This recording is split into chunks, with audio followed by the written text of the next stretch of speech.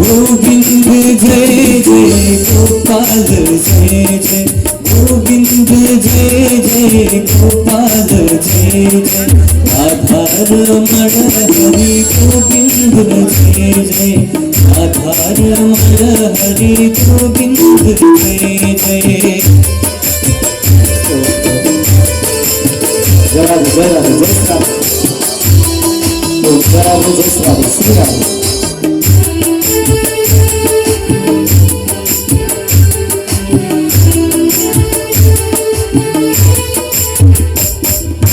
ब्रह्मा की जय जय विष्णु की जय जय ब्रह्मा की जय जय विष्णु की जय जय उमापति शिव शंकर की जय जय उमापति शिव शंकर की जय जय गोविंद जय जय गोपाल जय जय गोविंद जय जय गोपाल जय जय राधा रमण हरि गोविंद जय जय राधा रमण हरि गोविंद जय जय।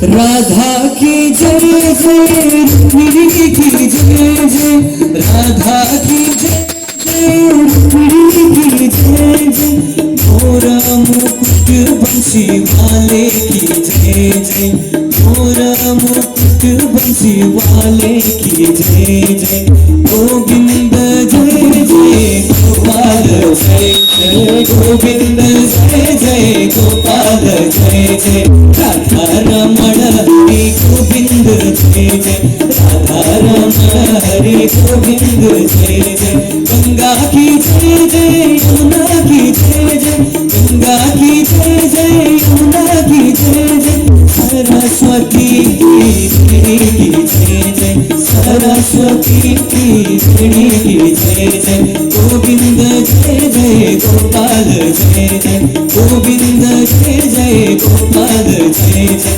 राधा रमण हरि गोविंद जय जय राधा रमण हरि गोविंद जय जय राधा रमण हरि गोविंद जय जय राधा रमण हरि गोविंद जय जय राधा रमण हरि गोविंद जय जय राधा रमण हरि गोविंद जय जय गोविंद भगवान को।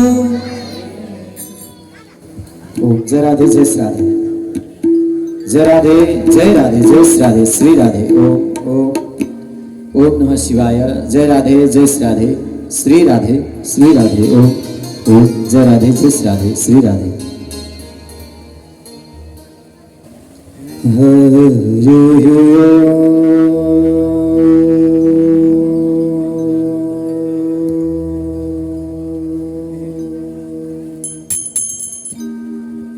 श्री गणेशाय नमः श्री सरस्वते नमः श्री गुरुचरण कमलेभ्यो नमः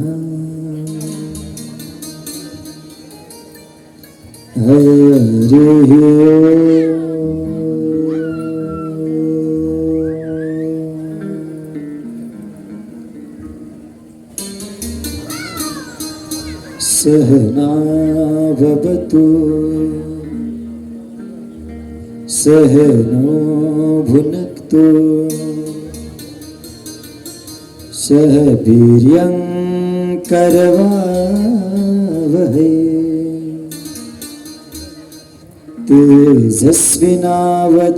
तेजस्विनावधीतमस्तु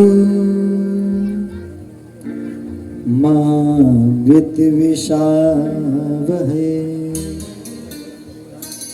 ओम शांति शांति सुशांति भवतु। भागवत भगवान को जय, पुराण पुरुषोत्तम भगवान को जय, रास बिहारी भगवान को जय, बाल मुकुंद भगवान को जय। जय जय श्री राधे श्याम, हर हर हर महादेव शंभो।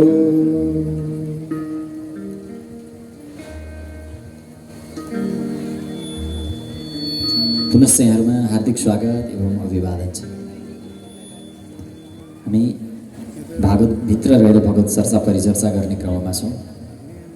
मध्याह्न विश्राम पूर्व हामीले गोवर्धन लीलासम्मको कथालाई सुनेका थियौँ। त्यसपछि इन्द्र बडा रिसाउँछन्, इन्द्रको पूजा भएन नि त, देवता बडा पितुर्के हुन्छन् देवता।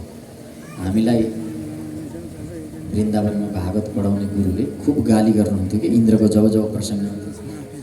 मलाई अझै याद छ, उहाँले बढी सङ्गत गर्नुभएको छ। मैले वृन्दावनमा बसेर त्यसरी संस्कारित रूपले पनि पढिनँ फेरि भागवत।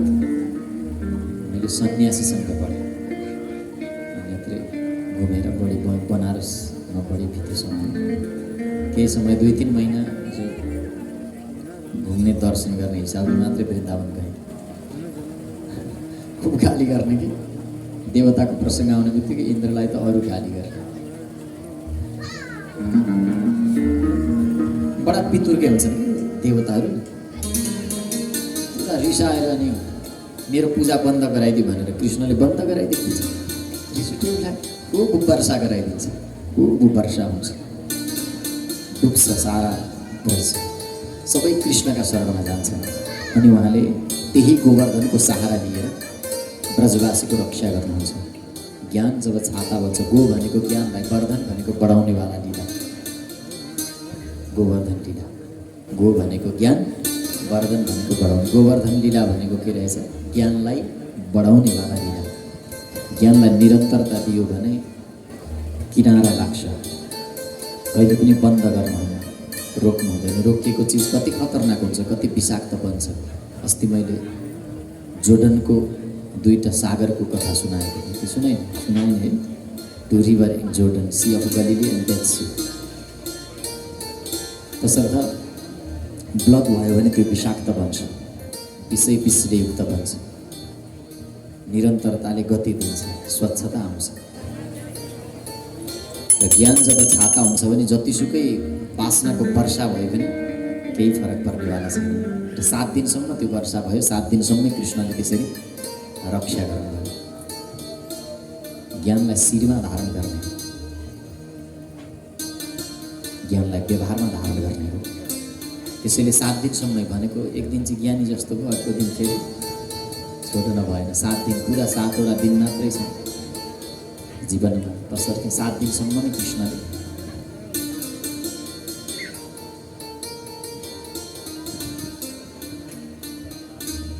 गोवर्धनलाई धारण गर्ने।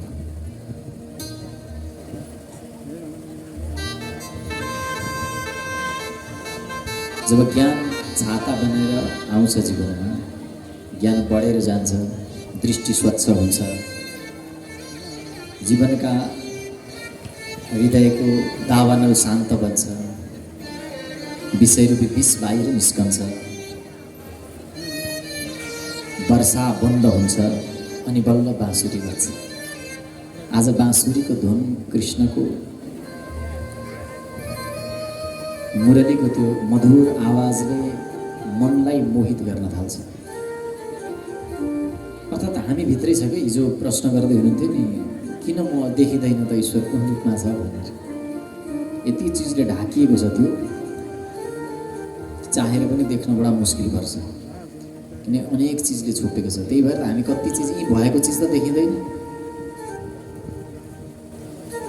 भइरहेको चिज। चस्मा लगाएर चस्मा देख्दैन मान्छे, छोडिन्छ, त्यस्तो हुन्छ, मनतिर आउँछ। तसर्थ त्यो चिज त बडा अझै माथिको भयो। सब योग्यता आइसकेपछि हृदयबाट विषयरूपी वासना शान्त भएपछि, यानि वासनाको वर्षा रोकिएपछि, दावानल हृदयको ताप बन्द भएपछि, अग्नि जुन आगो बलेको छ, ताप छ, सन्ताप छ, त्यो शान्त भएपछि अनि मात्रै त्यो मधुर धुन बज्न थाल्छ। र त्यसमा जीवनदायिनी चन्द्रमाले बडा सहायकको काम गर्दछ। त्यो शरद पूर्णिमाको रात्रि हुन्छ जुन रात कृष्णले मधुर मुरली बजाउनुहुन्छ र गोपिनीहरूको मन आकृष्ट हुन्छ। भनेको कृष्णले जब ती मन्त्रहरूलाई बजाउनुभयो बाँसुरीमा, मन्त्र बजेको थियो, न कि तिरिरी धो। कृष्णले बाँसुरी बजाउँदा बाँसुरीमा मन्त्रहरू बजेका थिए र ती मन्त्रहरू शक्ति क्षीण भएको कारणले गर्दा उनीहरूलाई जगाउनको लागि, मन्त्रहरूलाई पुनः जीवन दिनको लागि, मन्त्रमा प्राण भर्नको लागि मन्त्रलाई मुरलीमा बजाउनु भएको थियो। शरद पूर्णिमाको रात्रिमा, शरद पूर्णिमामा चन्द्रमा र पृथ्वीको वर्षभरिमा सबैभन्दा दूरी कम हुन्छ। शरद पूर्णिमाको, अरू पूर्णिमामा नभएर शरद पूर्णिमाको दिन चाहिँ चन्द्रमा र पृथ्वी बीचको दूरी अत्यन्तै कम भएको हुन्छ अरू बेलाको तुलनामा। चन्द्रमा जीवनदायिनी शक्ति हो, शीतलताको प्रतीक हो। हृदय शीतल बन्छ चन्द्रमा जब नजिक आउँछ जीवनमा, तब बल्ल शान्त हृदयमा मात्रै त्यो धुन गुन्जदछ। भगवान पिता रात्रि शरदोत्फुल्ल मल्लिका वीक्षरन्तु मनश्चक्रे योगमायमुपाश्रिता। योगमायाको उपाश्रित आश्रय लिएर अनि वीक्षम रन्तु मनश्चक्रे, भगवानले मन बनाउनु हो कि आज रमण गरौँ। भगवान न पिता रात्रि, रात्रि त्यस शरद पूर्णिमाको रात्रिमा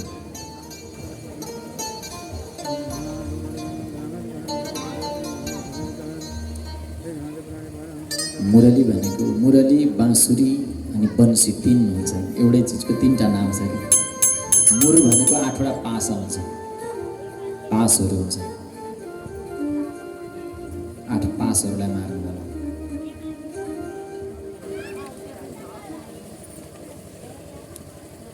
निशम्य गीतं तदनङ्गवर्धनं ब्रजस्त्रियः कृष्णगृहीतमानसाः।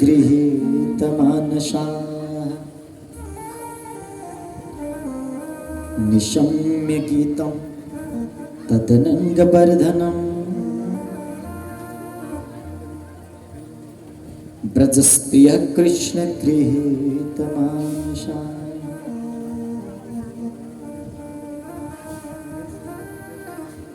ब्रजस्त्री, ब्रजका स्त्रीहरूको मानस, मनलाई हरण गर्दछ त्यो बाँसुरीको धुनले।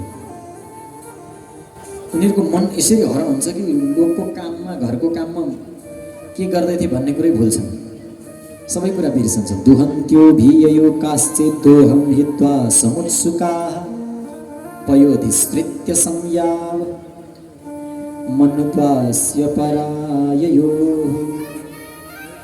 दुहन्त्यो भिययो काश्चित्, कोही गाई दुनको लागि बाछा मात्रै फुकाउँदै थिए, छोड्दै बाछा नै खाओस् आज। गए बाँसुरीको तानले खिचेर छोडे घरको काम। दोहम हित्वा, दुँदैको दुध छोडेर, दुन छोडेर दौडिए। कोही दुध तताउँदै थिए, तताउँदै गरेको दुध उम्लिरहेकोस्, छोडिदिएर हिँडे। कोही पायन त शिशु न पाय, कोही बच्चालाई दुध पिलाउँदै थिए आफ्ना नानीहरूलाई, त्यत्तिकै छोडेर बच्चालाई पनि छोड्दै र दौडिए। लिम्पन्ते पम्प्री जन्थ्यो नि त, कोही लिप्दै थिए, घर लिप्दा हातमा पोतो बोकी दौडेछ। कोही श्रृङ्गार गर्दै रहेछन्, एक आँखामा गाजल लगाइन् अनि अर्कोमा नलगाइ दौडिन्। अन्तर्गृहगता काश्चित् भनेको घरको सारा कामलाई परित्याग गरेर पार्लरमा सज्दा सज्दै पुरा नभेक्दैछन् के। अन्तर्गृहगता कृष्ण तद् भावनायुक्ता दध्युर्मिलितलोचनाः नेत्र बन्द गरेर कृष्णमय भनेर उनीहरू दौडन्छ। तमेव परमात्मानं जार बुद्ध्यापि सङ्गता जहुर्गुणमयं देहं सद्य प्रक्षीणबन्धना। जहुर्गुणमयं देहं कसरी दौडे उनीहरू भनेको जहु भनेको परित्याग गरे। के परित्याग गरे भनेको गुणमयम देहम, यो शरीरलाई लिएर दौडेका होइनन् भन्छ फेरि। तसर्थ यो शारीरिक कुरा भइरहेको छैन। जब ती मन्त्रहरू आए, गोपिनीहरू आइसकेपछि अनि कृष्णले स्वागत गर्नुभयो। स्वागत छ तिमीहरूलाई। स्वागतम वो महाभागा प्रियम किं करवाणी वा। म के सेवा गरौँ तिमीहरूको, भन के चाहन्छौ मबाट। उनीहरूले भने हामीलाई अधरामृत प्रदान गर्नुहोस्, अमृत प्रदान गर्नुहोस्, हामी कहिले नमरौँ, हाम्रो मृत्यु नहोस्, हामीलाई अमृत दिनुहोस्, हामी मृत छौँ, मृतबाट हामीले अमृत गरिदिनुहोस्। अनि सम्झाउनु भयो कृष्णले, हेर यो दुनियाँ चक्करमा पर्न छोडा, जाऊ गएर पतिको सेवा गर, पुत्रहरूको सेवा गर, घरमा भएको परिवारको पालन पोषण गर, कहाँ मेरो पछाडि दौडन्छौ।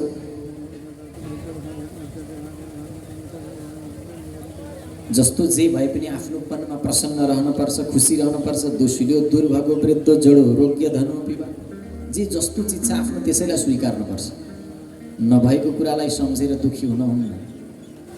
जे आफूसँग छ त्यसमा प्रसन्न बन, त्यसैमा रमाऊ। त्यसो भनेपछि गोपिनीहरूले भने सबै कुरा परित्याग गरेर हामी तपाईँको लागि समर्पित भएर आएका छौँ। तसर्थ पादौ पदम नचलतस्तव पादमूलात् याम कथम ब्रजमथो करवाम किं वा। तपाईँलाई परित्याग गरेर हामी गए पनि के गर्नु, मन त यहीँ हुन्छ। मन यहाँ भयो भने तपाईँलाई थाहा छ त्यस्तो हुँदा के हुन्छ, होइन। मन अर्कैतिर, शरीर अर्कैतिर भयो भने के हुन्छ त्यो हामीलाई राम्ररी थाहा छ।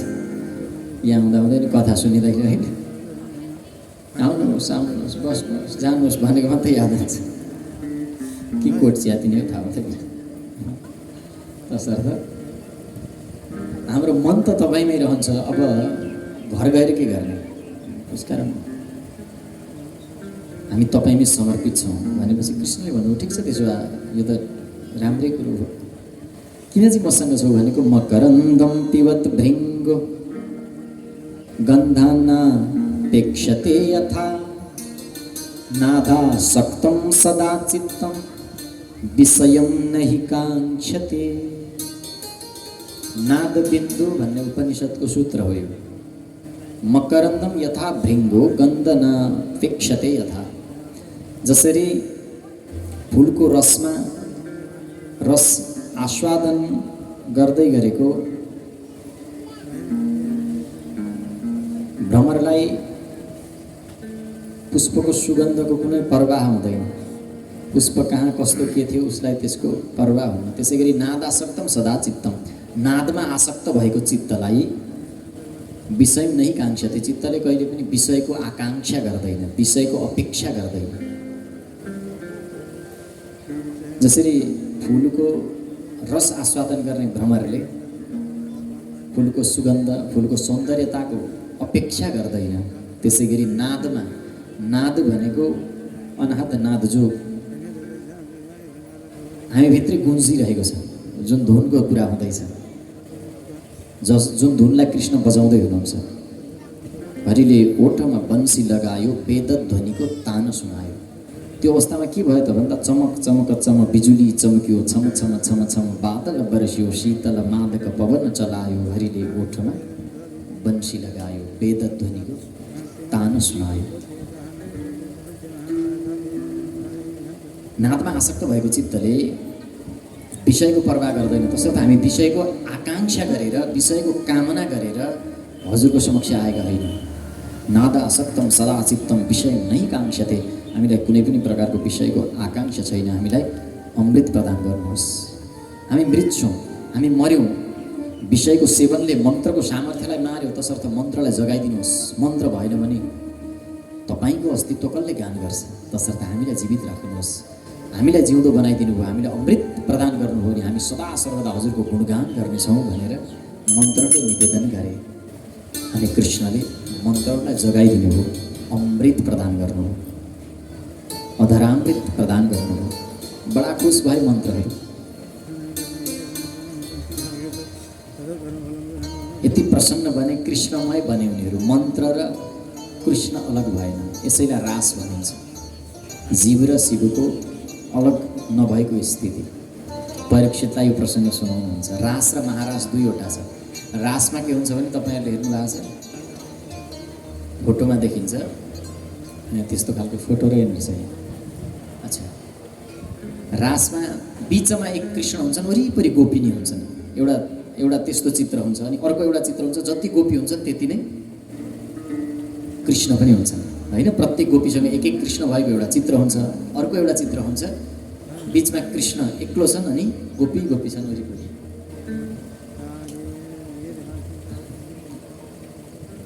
दुई खालको चित्र हुन्छ। रासमा चाहिँ कृष्ण एक हुन्छन्, गोपी अनेक हुन्छन्। भनेको भक्तिको प्रारम्भिक कालमा हामीले ईश्वर देख्नलाई मन्दिरै पुग्न पर्यो कि अरूतिर अनुभूति हुँदैन। मन्दिर नजाउन्जेल अथवा जहाँ ईश्वरको स्थापना गरेको छैन, प्रतिष्ठित गरेको छैन, त्यहाँ नजाउन्जेल ए यहाँ त छैनन् भगवान् भने जस्तो लाग्छ। हुन त भन्नलाई चाहिँ भनिन्छ कि हरिरेव जगत जगदेव हरि, तर त्यो अनुभूति हुँदैन, आभास हुँदैन। तर भक्ति चरम उत्कर्षमा पुगेपछि यत्र यत्र मनोयाति तत्र तत्रैव माधव, जहाँ जहाँ मन जान्छ त्यहाँ त्यहाँ माधव नजर आउँछ। बाख्राको पाठो त होइन नि त भगवान् भनेको। मन्दिरको दैलो बन्द गर्थ्यो, बन्द भयो, खोल्थ्यो, खुर्र कुदेर बाहिर निस्क्यो फेरि। जहाँ मन्दिर छ त्यहाँ पनि छ, जहाँ मन्दिर छैन त्यहाँ पनि छ। जहाँ हाम्रो दृष्टि जान्छ त्यहाँ पनि छ, जहाँ हाम्रो दृष्टि पुग्दैन त्यहाँसम्म पनि छ। जो छ अणु अणुमा, जो छ सगरमा व्यापक, भजौँ त्यही सनातन हे ईशका उपासक। मन्दिरमा छ जो त्यो मस्जिदमा पनि छ, चर्च अनि गुम्बा सारा संसारमा पनि छ। जो छैन खण्ड खण्ड त्यही छ भज्न लायक, भजौँ त्यही सनातन हे ईशका उपासक। जो वास्तवमा छ त्यो सर्वत्र छ, सधैँ छ, एकनासले छ। अमृत प्रदान गर्नुभयो कृष्णले गोपिनीहरूलाई। बडा प्रसन्न बने, कृष्णलाई बिचमा राखे अनि नाच्न थाले, गाउन थाले। वंशीको महिमालाई उद्गान गर्न लागे। उद्गान गर्दै थिए, बडा आनन्दमा थिए।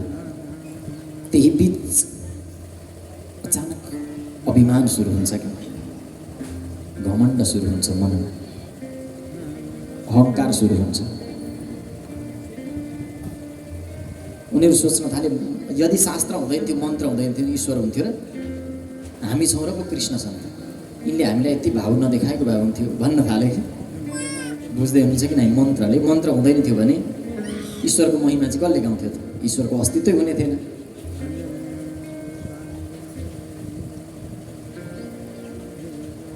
मन्त्राधीनस्स देवता, देवता त मन्त्रका अधीन छन्। मन्त्रले महिमा गाउँछन्, वेद आदि शास्त्र पुराणहरूले उद्गान गर्छन्। वेदले लेखेको छ, त्यही भएर पो कृष्ण छन् त। वेदै हुँदैन थियो भने, हामी नै हुँदैन थियो भने कृष्ण हुन्थे भनेर सोचे कि उनीहरूले यो सोचेनन् कि कृष्ण नहुँदा हाम्रो के हुन्थ्यो। उनीहरूले यो मात्रै सोचे कि हामी नहुँदा उसको के हुन्थ्यो। सोच्न त डह्रो पर्यो।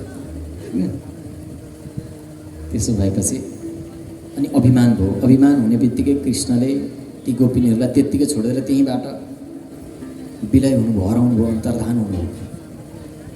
के गर्ने अब रानो हराएको मौरी जस्तै भएको गोपिनीहरू बडा बेचैन भयो स्थिति, व्याकुल बने उनीहरू। के गर्ने के नगर्ने यति बेचैन बने। अनि यमुनाको किनारमा आए, भक्तिको किनारमा आए, भक्तिको शरणमा आए। अनि भक्तिको शरणमा आएर जुन गीत गान गरे उनीहरूले, त्यसैलाई गोपी गीत भनिन्छ। जयति तेऽधिकं जन्मना व्रज, श्रयत इन्दिरा सशतत्र हे। दैत्यदृश्यता दीक्षुतावका, त्वयिधृता शवस्त्वां विजीवते। जयति तेऽधिकं जन्मना व्रज, श्रयत इन्दिरा सशतत्र हे। दृश्यता इक्षुतावता स्त्वैधिता शवस्त्वां विचिन्वते।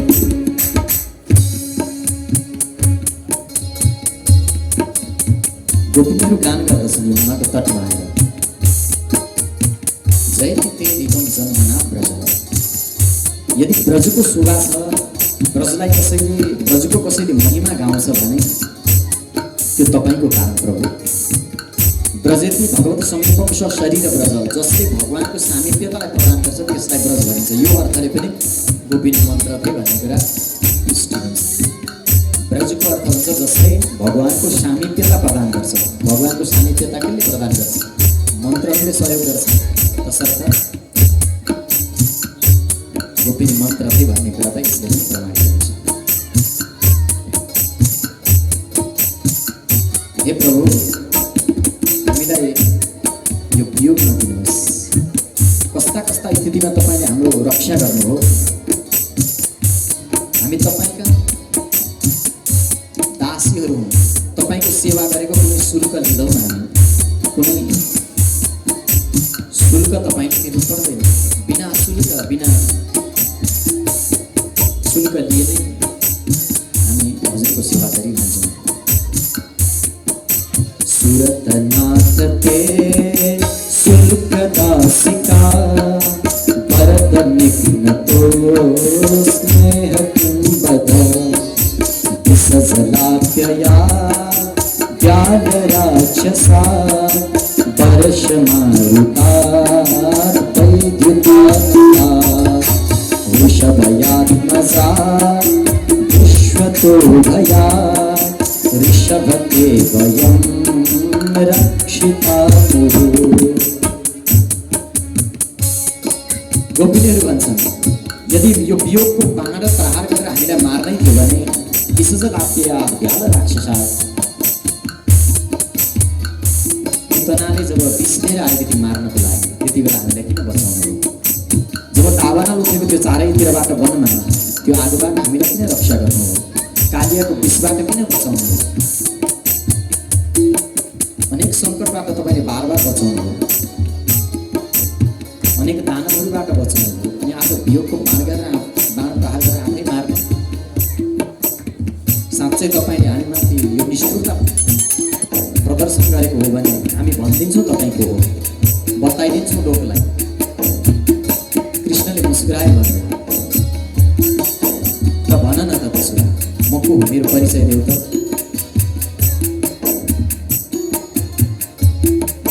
नखलु गोपिका नन्दनो भवान् अखिल देहिना अन्तरात्मे दिखन सार्थितो विश्वभूतये सखव देवान् सात्वकाकुले। गोपिनीहरूले भने, नखलु गोपिका नन्दनो भवान्, तपाईँ नन्द यशोदाको छोरा आएको भनिदिन्छु।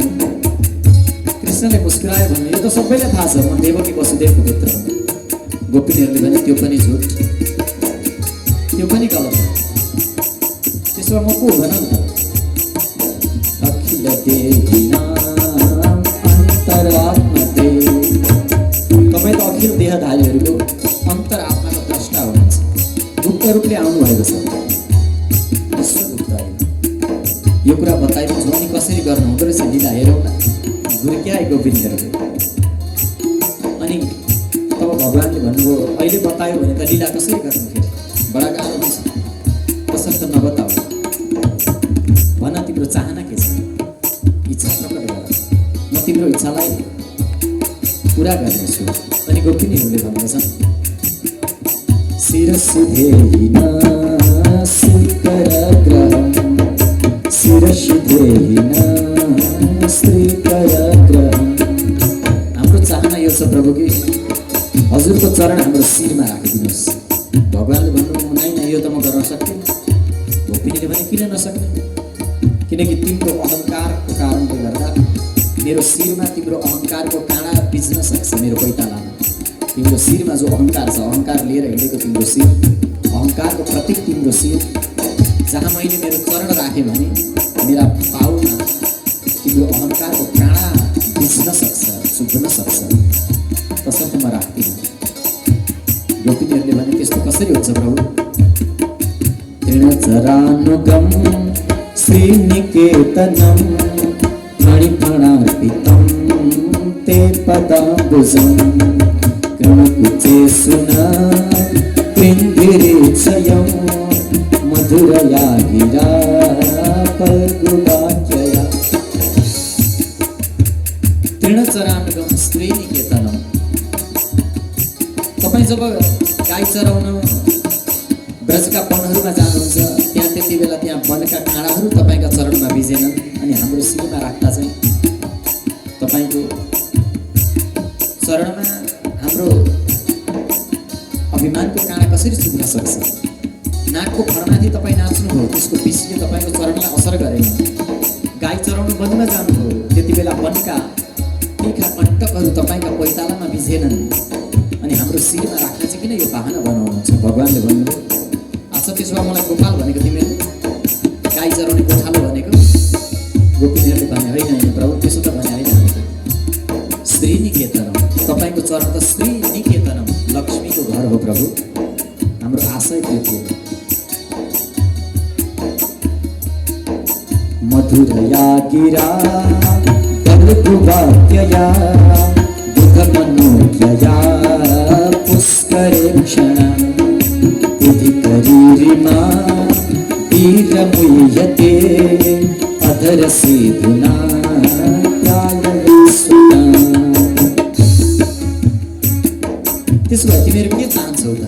भन तिम्रो चाहना के हो? अनि गोपिनीहरूले भने प्रभु हामी अधरामृत चाहन्छौँ, हामीलाई अधरामृत प्रदान गर्नुहोस्, हाम्रो शोकलाई नाश गरिदिनुहोस्, हामीलाई अमृत प्रदान गरिदिनुहोस्।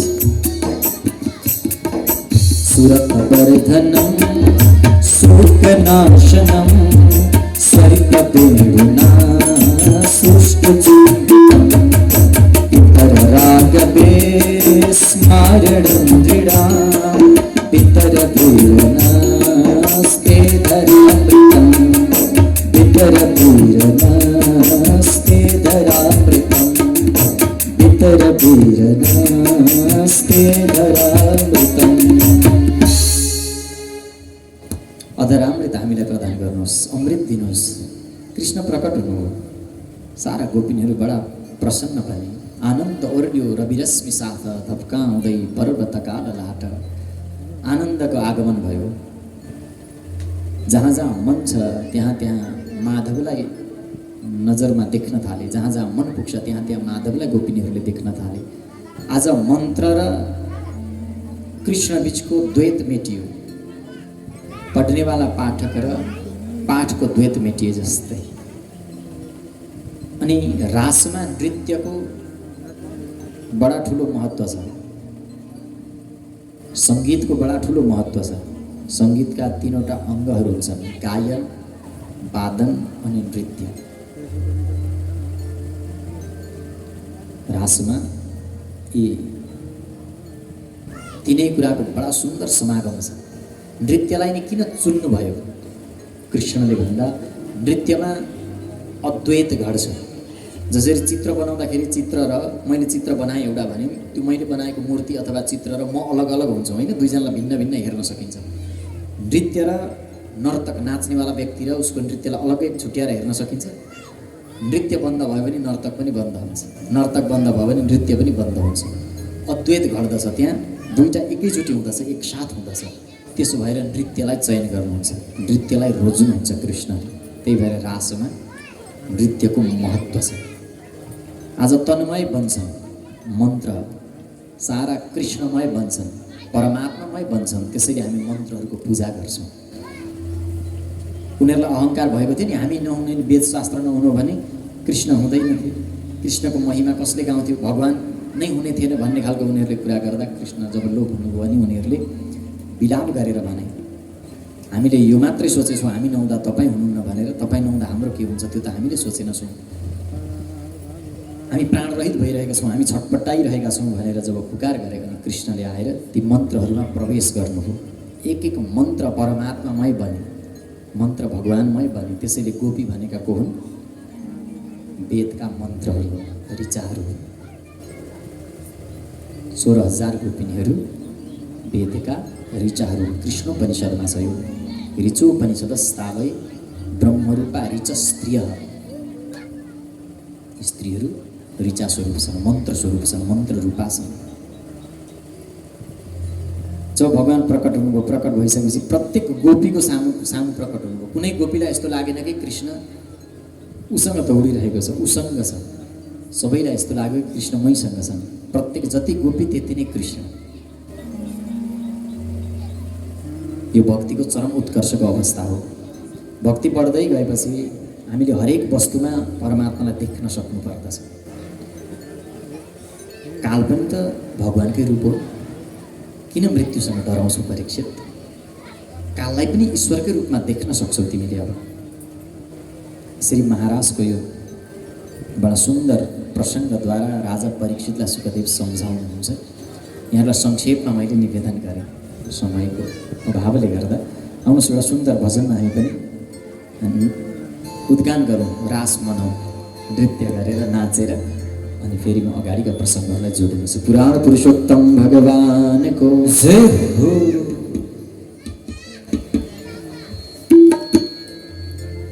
कृष्ण जी बजाइदेऊ बाँसुरी, मधुबनमा तेरी तेरी।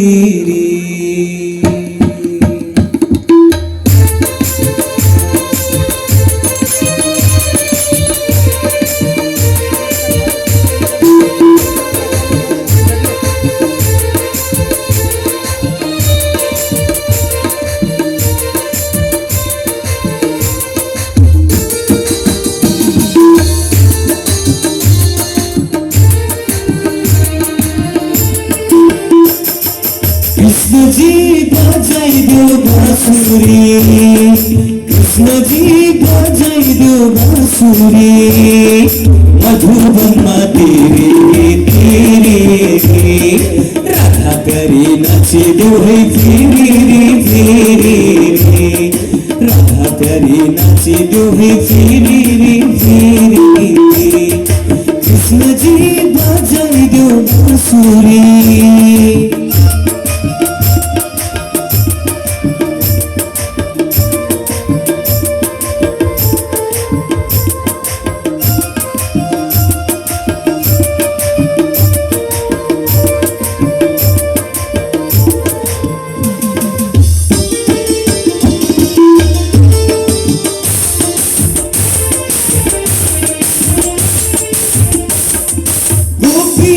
ग्वालाए घर को काम छोड़ी, गोमताले हृदय चिन्ह काम ठाड़ो भारी। हो गोपियाए ग्वालाए घर को काम छोड़ी, गोमताले हृदय चिन्ह काम ठाड़ो भारी, काम ठाड़ो भारी। कृष्ण जी बजाइदेऊ बाँसुरी, कृष्ण जी बजाइदेऊ बाँसुरी, मधुबनमा तेरी तेरी। राधा प्यारी नाचिदेऊ है फेरि फेरि, राधा प्यारी नाचिदेऊ है फेरि फेरि।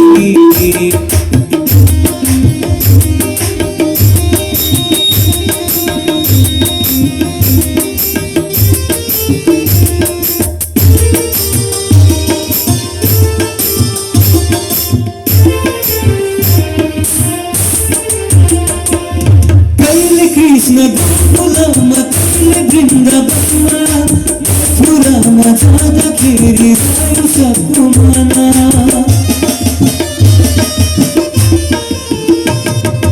कहिले कृष्ण गोकुलमा कहिले वृन्दावनमा, मथुरामा जाँदाखेरि आयो सबको मना, आयो सबको मना। कृष्ण जी बजाइदेऊ बाँसुरी, कृष्ण जी बजाइदेऊ बाँसुरी। बांसुरी मधुबनमा तेरी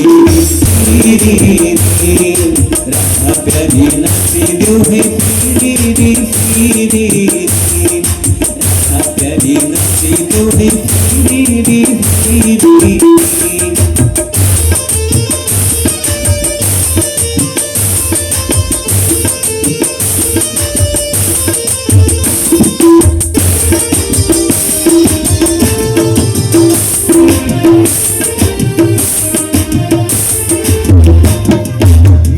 सबैलाई दर्शन दियो दियो सुधारमालाई सबैलाई दर्शन दियो कहिले दिन्छौ हामीलाई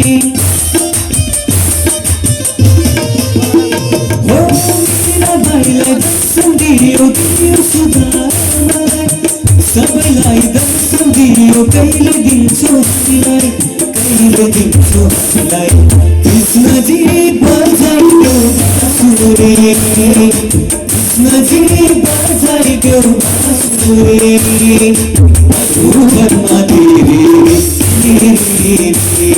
राधा प्यारी नाचिदेऊ है फिरी फिरी राधा प्यारी नाचिदेऊ है फिरी फिरी कृष्णजी बजाइदेऊ बाँसुरी कृष्णजी बजाइदेऊ बाँसुरी मधुबनमा तेरी राधा प्यारी नाचिदेऊ है फिरी फिरी राधा प्यारी नाचिदेऊ है फिरी फिरी राधा प्यारी नाचिदेऊ है फिरी फिरी राधा प्यारी नाचिदेऊ है फिरी फिरी राधा प्यारी नाचिदेऊ है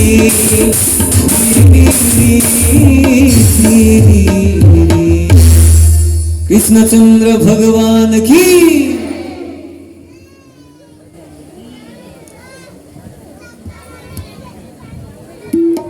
अगाडि नानी बाबुहरूलाई अलि हल्ला कम गर्न लगाइदिनुहोस् ल बडा गाह्रो हुने रहेछ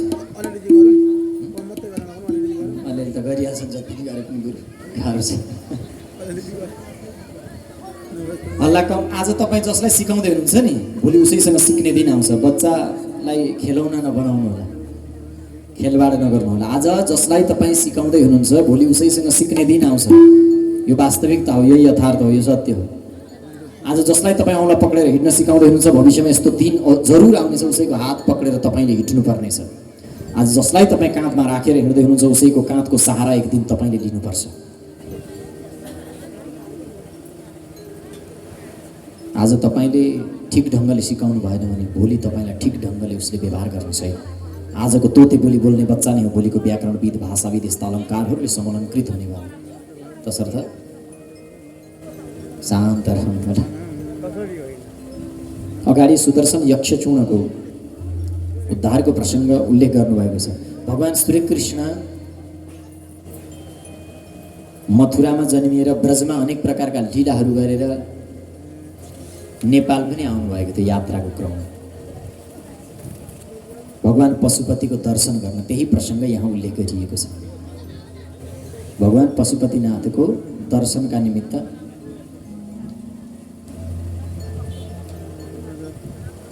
नेपाल आउनुभएको थियो एकदा देवयात्रायां गोपाला जात कौतुकाः अनोभिरनुद्युक्तैः प्रयुस्तिम्बिका वनम अम्बिका नाम गरेको वनमा शिवरात्रिको पावन पर्वमा भगवान भोलेनाथको सेवा गर्ने मन बनाएर नन्द यशोदाको साथमा भगवान श्रीकृष्ण पशुपतिनाथमा आउनुहुन्छ तत्र स्नात्वा सरस्वत्यां देवं पशुपतिं विभुं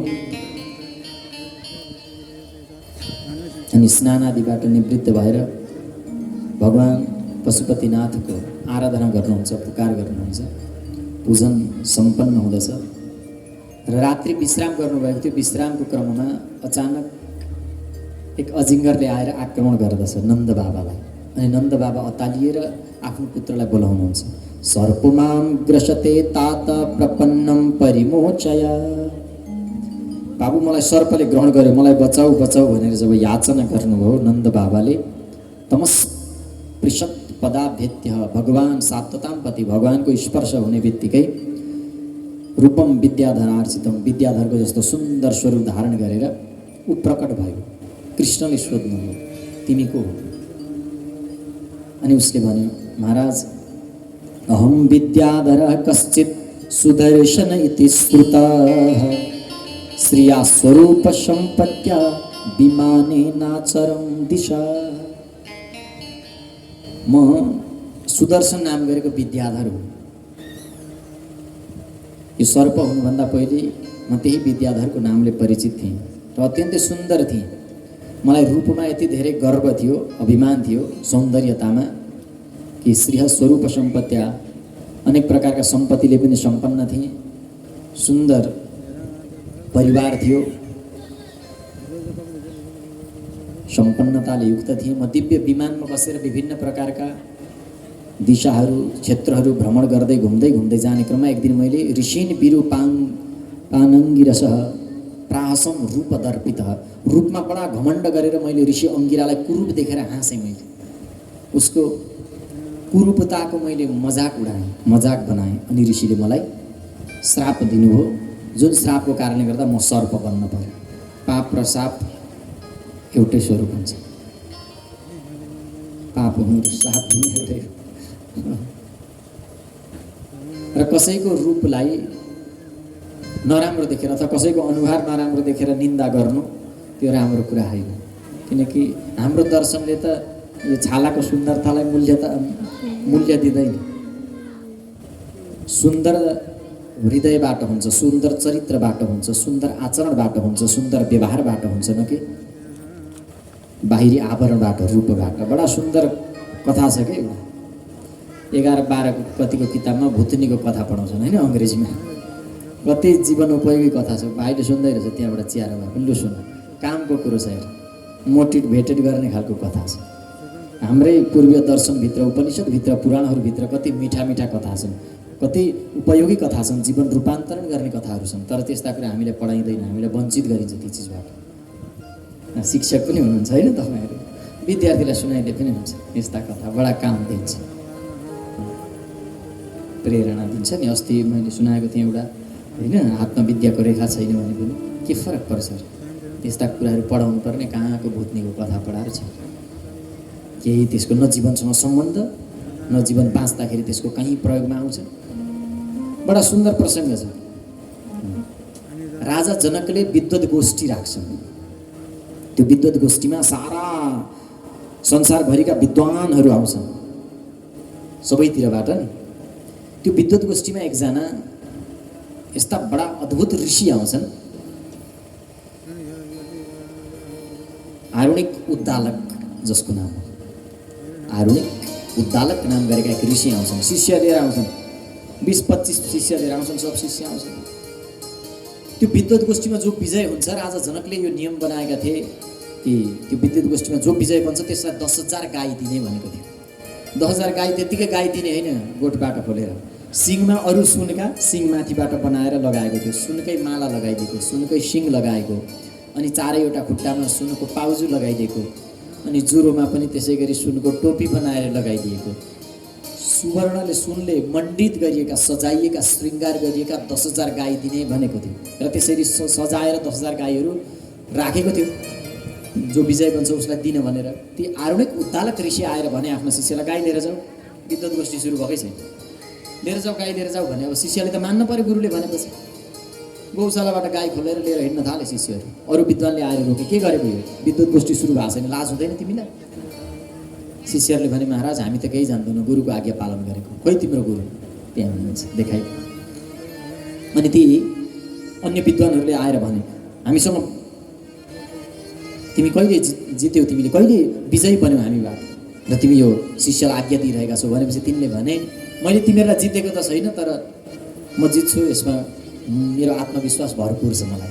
यदि कसैलाई लाग्छ कि मलाई जित्छु जस्तो भने आउनुहोस् अगाडि गरौँ वाद विवाद। तपाईँ यदि विजयी बन्नुहुन्छ भने 10,000 को बदला 20,000 त्यसै गरी सुनले मण्डित गरेर म प्रदान गर्नेछु।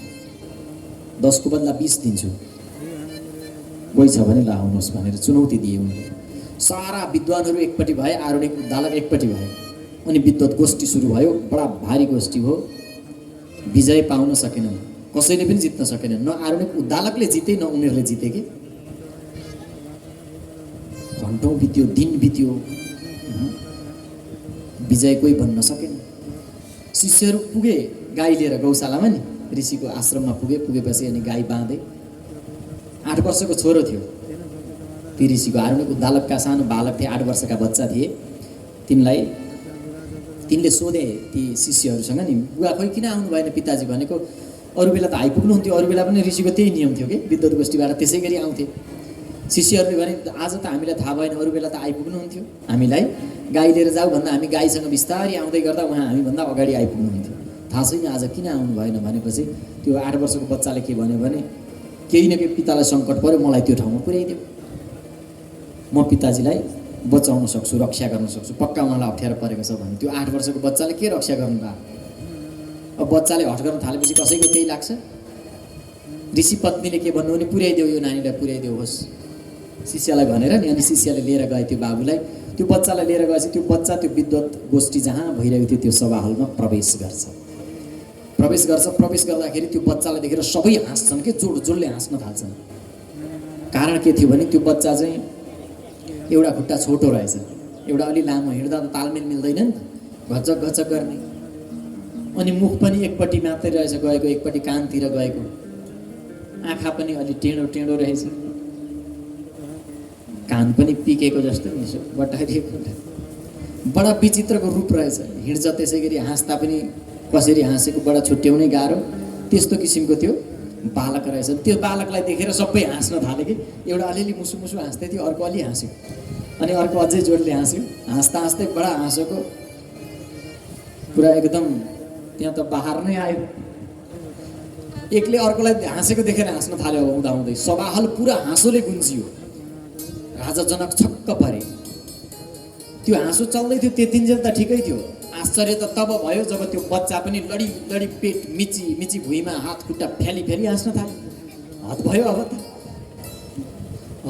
त किन यसरी हाँस्यो त यो बच्चा पनि।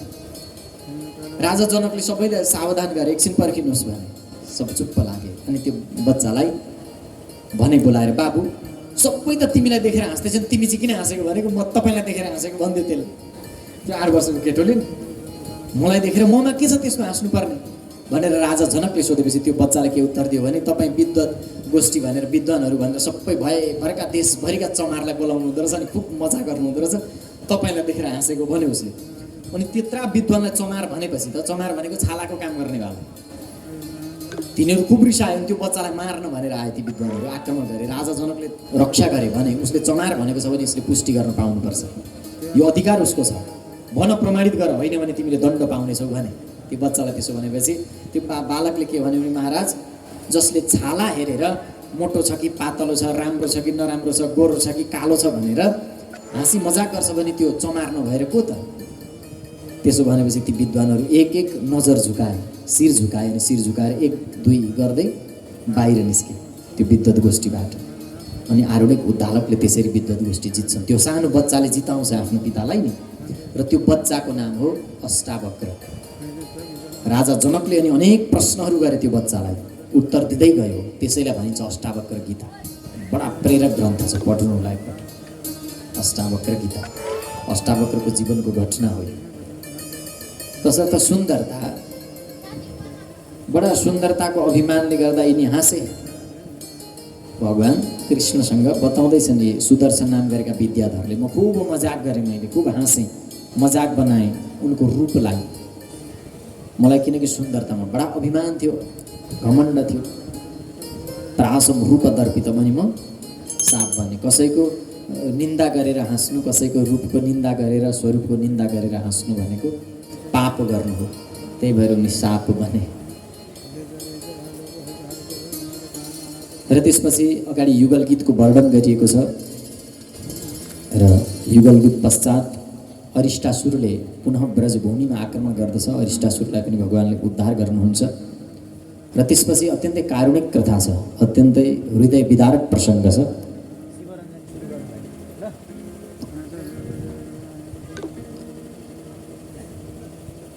अक्रूरको ब्रजागमनको प्रसङ्ग छ र भगवान कृष्ण र बलरामजी महाराज मथुरातर्फ प्रस्थान गर्नुभएको प्रसङ्ग अगाडि भेटिएको छ। कंसलाई यतिन्जेलमा थाहा हुन्छ कि मलाई मार्नेवाला नन्दगाउँमा रहेछ, त्यही कृष्ण रहेछ भन्ने कुरो कंसले थाहा पाउँछ। थाहा पाइसकेपछि उसले ऋतुजहरूलाई बोलाएर सल्लाह लिन्छ, मल्लाहरूलाई बोलाएर सल्लाह लिन्छ, आफ्ना सेवकहरूलाई बोलाएर कि मेरो शत्रुको विनाश गर्नु छ, मैले के गर्नु पर्यो भनेपछि ब्राह्मणहरूले भने महाराज कि धनुष्यज्ञ गर्नुहोस्, धनुष्यज्ञ गर्दा तपाईँलाई 4 दिनसम्म यज्ञको आरम्भमा कुनै पनि प्रकारको विघ्न आएन भने यजमानको आयु बढ्छ। यदि 4 दिनभन्दा अगावै कुनै पनि प्रकारको 4 दिनसम्ममा कुनै पनि विघ्न आयो भने यजमानको आयु क्षीण हुनेछ। यदि त्यो 4 दिनभित्रमा रक्षा गर्ने कुराको तपाईँ जिम्मेवार लिनुहुन्छ भने हामी यज्ञ गराएर तपाईँको आयुलाई चिरायु बनाउन सक्छौँ भने ब्राह्मणहरूले। त्यसो भनेपछि यक्षहरूले अगाडि सरेर के भन्यो भने मल्लहरूले महाराज हामी हुँदाहुँदै त्यो गोठालोले के गर्न सक्छ, त्यो पनि बालक, त्यो ग्वालाले केही पनि गर्न सक्दैन, तसर्थ हामी छौँ गर्नुहोस् यज्ञ भने मल्लहरूले। मल्लले त्यो प्रेरणा दिएपछि अनि कंसले यज्ञ गर्ने निश्चय गर्दछ। ब्राह्मणहरूले भने महाराज यज्ञमा 4 दिनभित्रमा कमसेकम आफ्नो शत्रुलाई जसलाई मार्न चाहेको त्यो पनि आउनुपर्छ, त्यसको पनि विधि छ, विधि पुर्याउनुपर्छ, विधि हामी गर्छौँ, बस त्यो आओस्, उसको उपस्थिति यहाँ होस्। ब्राह्मणले त्यसो भनेपछि ठिक छ, त्यसो भए म त्यसको पनि प्रबन्ध गर्छु। सबै तयारी भयो। तयारी भइसकेपछि तत्पश्चात कंसले अक्रूरजी महाराजलाई पुकार गरेछ। अक्रूरलाई बोलायो उसले। आरभ्यतां धनुर्यागस्य चतुर्दशां यथाविधि गृहीत्वा पाणिना पाणिं ततो क्रूरमुवाचः।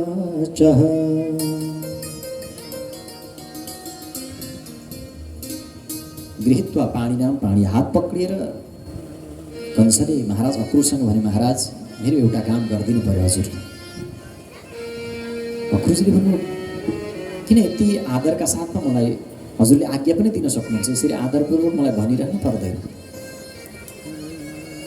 किनकि विशेष छ कि बडा आदरपूर्वक तपाईँ भन्दै हुनुहुन्छ। कंसले भन्नु मेरा शत्रुहरूलाई म विनाश गर्न चाहन्छु, कृष्ण बलरामलाई म मार्न चाहन्छु र धनुष यज्ञको आयोजना गर्ने निश्चय भइसकेको छ, तसर्थ हजुरले एउटा काम गरिदिनु पर्यो। अक्रूरले भन्नु महाराज कस्तो काम? कंसले भन्यो कि तपाईँ जानुहोस् ब्रजमा अनि गएर ती कृष्ण र बलरामलाई लिएर आउनु, यही कार्य हजुरले गर्नुपर्ने छ। अक्रूरले नाइ भन्न सक्नु भएन। नाइ भनौँ कंसले मार्छ, हुन्छ भनौँ, योभन्दा ठुलो अपराध के हुन सक्छ? विचार गर्नु त, एउटा अबोध बालकलाई 10-11 वर्षको बच्चालाई मार्नको लागि कोही माध्यम किन बन्न चाहन्छ? अक्रूरजी महाराज केही बोल्नु भएन। मौनम स्वीकृति लक्षणम, मौनता स्वीकृतिको लक्षण हो भन्ने बुझ्यो कंसले। आफ्नो भवनमा जानुहुन्छ अक्रूरजी महाराज भारी मन लिएर।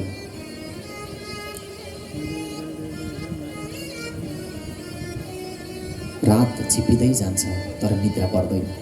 रातभरि करवट बदलिरहनुहुन्छ, सोच्नुहुन्छ यो रात कहिले नभए हुन्थ्यो, बिहान कहिले नभए हुन्थ्यो, सूर्य कहिले नउदाए हुन्थ्यो, यो रात सदा सर्वदा रहिरहे हुन्थ्यो, किनकि बिहान भइसक्दा मैले जानु छ ब्रजमा, ती अबोध बालकहरूलाई मार्नको लागि मैले लिएर आउनुपर्ने छ। धिक्कार छ मलाई, धिक्कार छ मेरो जीवनलाई, योभन्दा अभागी अरू को हुन सक्छ? धिक्कार छ आजसम्म बाँचेकोमा मलाई। रातभर करवट बदल्दा बदल्दै बित्यो। नजाउँ कंसले मार्छ, जाउँ ती अबोध बालकलाई मार्नको लागि लिएर आउँ। अक्रूरले लिएर गएर मार्यो भन्ने सारा लोकले बोले। धिक्कार छ। कसैले चाहेर समयको घडीलाई थोडी रोक्न सक्छ, बन्द कसले गर्न सक्छ? बिहान भयो। सधैँभन्दा आँखा अलि ठुला जस्ता देखिए। अक्रूरका अलि रसिलो जस्तो देखिन्छ। स्नान आदि गरेर आँगनमा आउँदै मात्रै हुनुहुन्थ्यो, कंसले पठाएको रथ पनि आएर उभियो आँगनमा। नित्य कर्मबाट निवृत्त भएर भारी मन बोकेर रथमा बस्नुहुन्छ अनि अक्रूरजी छोडिदिनुहुन्छ। स्वच्छन्द जता जान्छन् घोडाहरू त्यति छोटो दूरीको यात्रा पनि दिनभर लाग्छ। त घोडाहरू चढ्दै चढ्दै आफ्नो सुरले आफ्नो तालले मथुराबाट वृन्दावनतर्फ हिँड्छन्। त्यो रथमा बसेर अक्रूरजी महाराज बिस्तारै बिस्तारै ब्रजभूमिमा आइपुग्नुहुन्छ। साँझ पर्न लागेको थियो, गोधुली बेला भएको रहेछ। गाईहरू वनमा चरेर भर्खर फर्किँदै थिए गौशालातिर। अक्रूरले परैबाट देख्नुभयो कृष्ण बलराम गाईको पछि पछि दौडिरहेका छन्। खाली खुट्टा बाछाहरूसँग उफ्रिरहेका छन्, बाख्राका पाठाहरूसँग नाच्दैछन्। पुतलीको पछाडि दौडिरहेका छन्। त्यस्ता अबोध बालकलाई देखेर झन् हृदय भावुक बन्यो। यति कोमल, यति निष्पाप यस्ता बालकलाई मार्नको लागि मैले लिएर जानुपर्ने धिक्कार छ मलाई।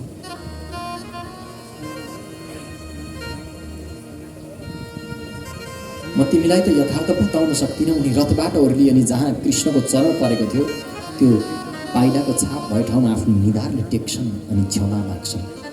मलाई क्षमा गरिदियो, म तिमीलाई सबै वास्तविकता बताउन सक्दिनँ।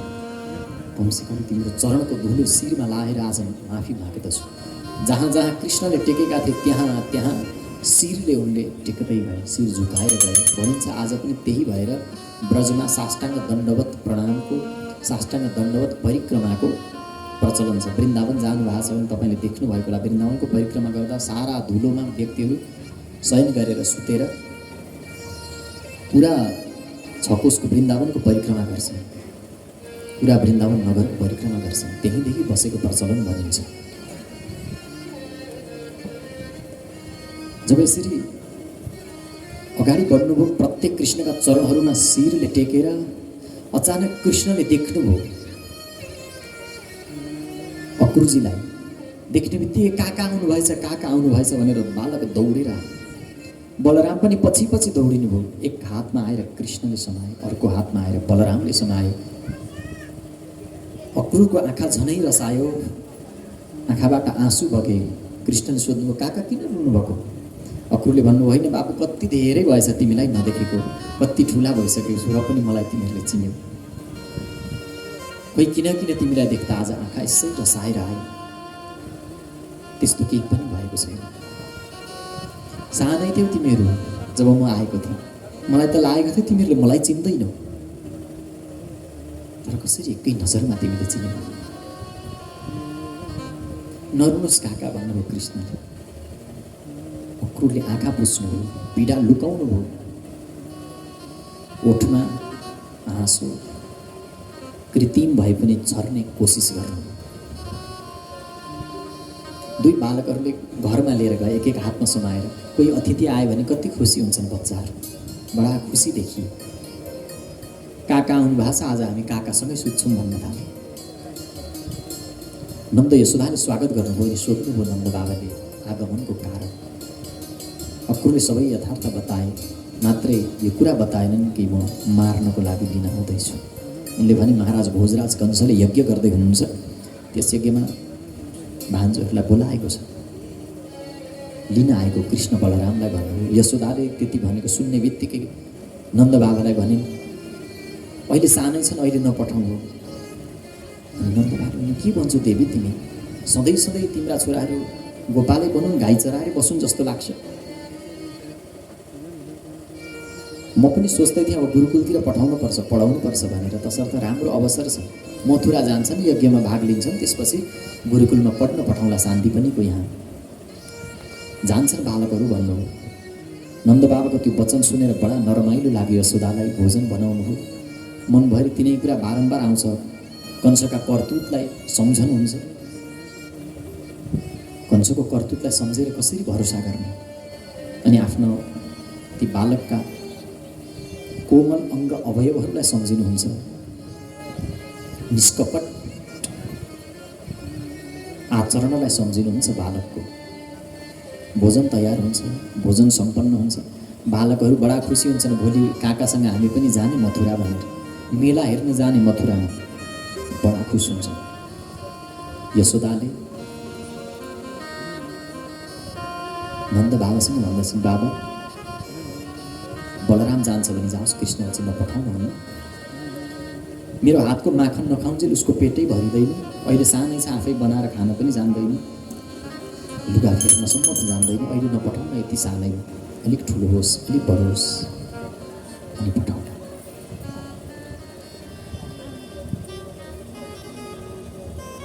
नन्द बाबाले भन्नु, होइन देवी, पठाउनु पर्छ। यसरी तिमी प्रेमको कारण बालकहरूलाई मूर्ख बनाउने कोसिस नगर, प्रयत्न नगर। कृष्ण बलराम दौड्दै आएर भन्नुभयो, आमा भोलि त हामी पनि जाने काकासँग। यशोदा केही बोल्नु भएन।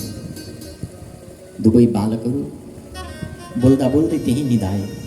यशोदालाई निन्द्रा लागेन। कृष्णको मुहार हेर्नुहुन्छ। आज सम्झनुहुन्छ वसुदेवजी महाराजले टोकरीमा बर्सातको बिचमा बोकेर ल्याएको त्यो रात्रि। यशोदालाई थाहा थियो त्यो कुरा। उहाँलाई यो थाहा थियो कि कृष्ण मेरो पुत्र होइन, मैले मात्रै पालन गरेको, पोषण गरेको। त्यो सालनाल सहितको सानो ल्याएको बच्चालाई सम्झिनुहुन्छ अनि आज कृष्णको मुहार हेर्नुहुन्छ, चुम्नुहुन्छ। रात त्यसै गरी बित्यो। उहाँलाई पनि अक्रूलाई जस्तै लागेको थियो कि बिहान कहिले नहोस्, उज्यालो नहोस्, सूर्य कहिले नउदाउन्। तर प्रकृतिको नियमलाई कसले बदल्न सक्छ? बिहान भयो। बालकहरू बिउजने बित्तिकै बडा खुसी भएर कराउन थाले, आफ्ना साथीहरूलाई भन्न थाले, हामी त आज मथुरा जाने, मेला हेर्न जाने, काका आउनुभएको छ, काकासँग जाने। बालक जति जति खुसी भएर उफ्रँदै नाच्छन् त्यति त्यति हृदय झन झन भारी हुन्छ, आँखा झन झन रसिला बन्छन् यशोदाको। सबै बालकहरू दौडदै आए त्यो कुरा सुनेर, हामी पनि जाने भनेर। नन्द बाबाले आज्ञा दिनुभयो, ठिक छ जाऊ, तयारी भएर आऊ। सारा बालकहरू पुगे। गोपिनीहरूलाई यो खबर पुग्यो। गोपिनीहरू बडा दुखी भए। कमसेकम बिदाईसम्म त माग्न सक्थ्यो, जाँदैछुसम्म भनेको भए त हुन्थ्यो भन्ने लाग्छ उनीहरूलाई। बिहानको भोजन सम्पन्न हुन्छ। भोजन सम्पन्न भए पश्चात अक्रूजी महाराज रथमा बस्नुहुन्छ र भन्नुहुन्छ, अब जानुपर्छ, अब ढिलो गर्न हुँदैन, समयमै हिँड्नुपर्छ भनेर महाराज अक्रूले जब भन्नुभयो। यशोदाले आएर नन्द बाबालाई भने, बाबा यदि कृष्ण जान्छ भने जाओस्, ठिक छ, तर तपाईँ जानु, तपाईँसँगै जानु, बालकहरूलाई म त्यसै नपठाउँ। उनले बारम्बार रोएर जब यसरी बिन्ती गरिन्, बिन्ती गरेपछि नन्द बाबाले भन्नुभयो, ठिक छ देवी, त्यसो भए म पनि जान्छु। तयार गर बाबुहरूलाई भनेपछि दुवै बच्चालाई तयार गर्नुभयो। आज आँखाभरि आँसु बनाएर दुवै बालक जब तयार गर्दै हुन्थ्यो, कृष्ण बार बार सोध्नुहुन्छ, किन रुनु भएको माता? यशोदा हुनुहुन्छ, किन पनि होइन बाबु, त्यत्तिकै। खै किन आज बडा नरमाइलो लागेको छ। अनि तपाईँको आँखा आज अलिक ठुलो ठुलो देख्छु नि हामी। होइन, आज ठुलो आँखाले हेरेको नि त लाग्यो, धेरै हेरेको, अब कहिले भेट हुन्छ? कृष्णलाई हुने जस्तो लाग्छ। लुगा लाइसक्दा नसक्दा दुवै बालक गएर रथमा बस्छन्। अनि नन्द बाबा पनि गएर रथमा सवार हुनुहुन्छ। अन्य गोप बालकहरू गएर रथमा चढ्दछन्। रथ अगाडि बढाउन लाग्दा नन्द बाबाले भन्नुभयो कृष्णलाई, जा गएर आमासँग बिदाई मागेर आएछ कृष्ण। अनि कृष्ण दौडदै जानुहुन्छ यशोदाको निकटमा। खोज्नुहुन्छ यशोदालाई, यताउता कहीँ पनि देख्नुहुन्न। चारैतिर कहीँ पनि खोज्दा यशोदालाई नदेखेपछि घरको एक अँध्यारो कुनामा बसेकी रहेछन्। कृष्ण जानुभयो। कृष्ण जाने बित्तिकै उनले अङ्कमा भरिन्, कसिलो गरी छातीमा च्यापेर भनिन्, बाबु मलाई थाहा छ त बिदा माग्न आएको, म एउटा यथार्थ तेरो समक्ष खोल्दैछु बाबु। यो कुरा कहिले कसैले नबताउनु, कसैले नभन्नु। त मलाई आमा भन्छस्, म तँलाई छोरो भन्छु। म यथार्थ आज तेरो समक्ष खोल्दैछु। न म तेरी आमा हुँ, न त मेरो पुत्र होस्। आज त आफ्नी आमाको समक्ष जाँदैछस् बाबु, देवकीको समक्ष। आफ्नी आमाको सम्मुख गएर कहिले पनि पराई नारीलाई आमा भनेर सम्बोधन नगर्नु। मैले कुनै दिन तँलाई ओखलमा बाँधेकी थिएँ, छडीले कुटेकी थिएँ, बिर्सिनु। दासीको अधिकार थिएन बाबु, त्यो दासीको अधिकारमा त्यो पर्दैन। तसर्थ मेरा यी भुलहरूबाट मलाई माफ गरिदे। कुनै दिन कुनै दासीको आवश्यकता पर्यो भने मलाई सम्झिनु, म आउँछु तिम्रो सेवा गर्न। जीवनमा कहिले पनि कुनै दासीको आवश्यकता पर्दा पहिले मलाई बोलाउनु है बाबु। कृष्णले भन्नुभयो, आमा दुनियाँले जेसुकै भनोस्, म त तपाईँलाई नै आमा भन्छु। मलाई भेट्न आउँछस् बाबु, सोध्नुभयो यशोदाले। कृष्णले भन्नुभयो, आउँछु आमा। न यशोदाले सोधिन् कहिले आउँछस् भनेर, न कृष्णले भन्नुभयो फलानु दिन आउँछु भनेर। बाहिरबाट रथबाट बोलाउन थालेको बालकहरूले अनि कृष्ण आँखा पुछ्दै पुछ्दै गएर रथमा बस्नुहुन्छ।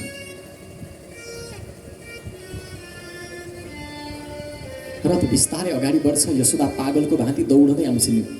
गोपिनीहरू आएर रथको अगाडि सुत्दछ।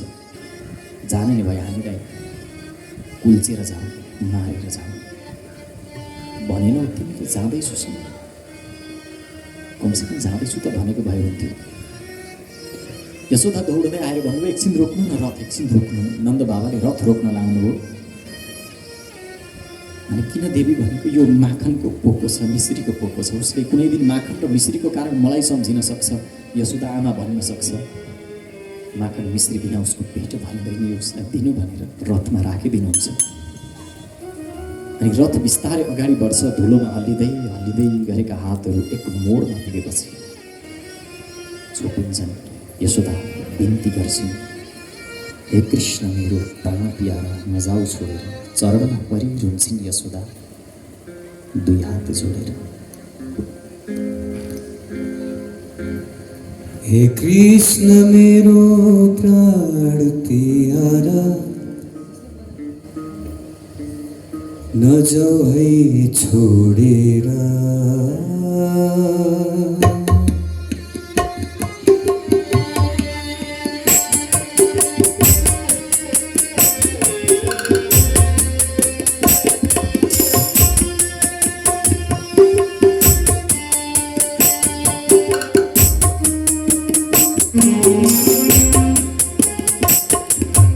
हे कृष्ण मेरो प्राण प्यारा, नजाऊ है छोडेर।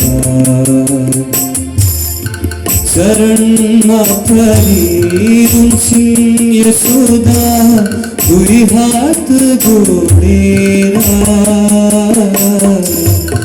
दुई हात जोडेर।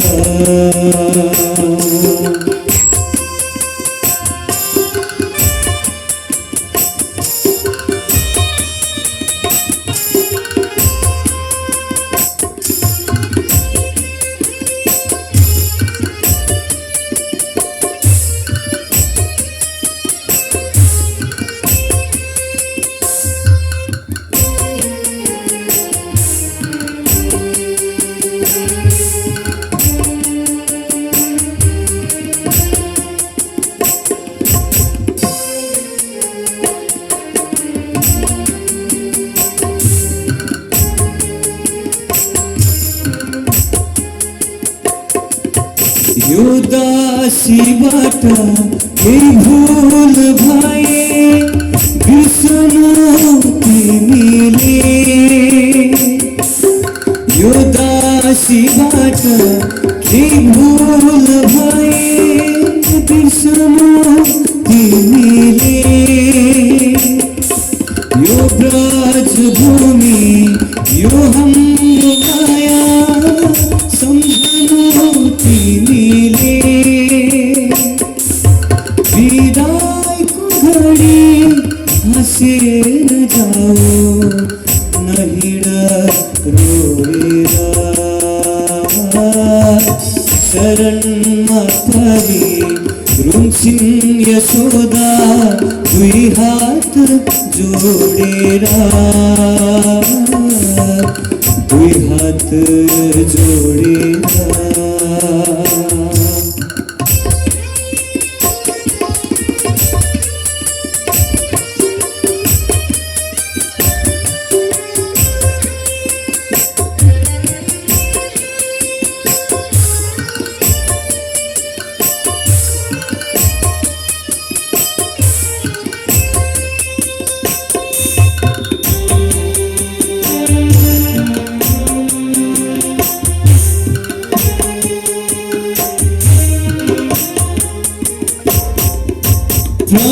प्राण बिनाको अस्ति समान के गर्नु यो तना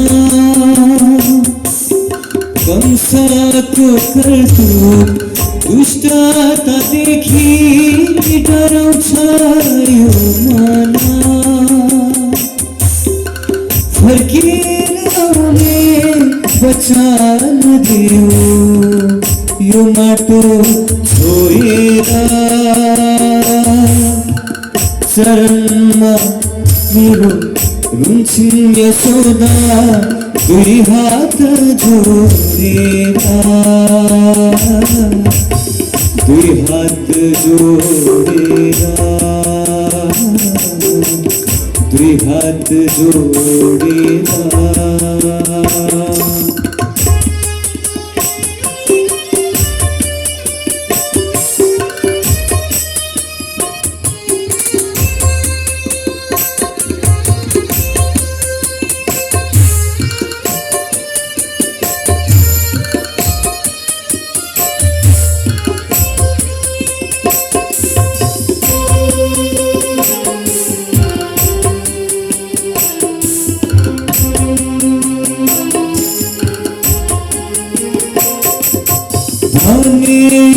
तिमीले जाँदैछु सम्म भन्दैछन् गोपिनी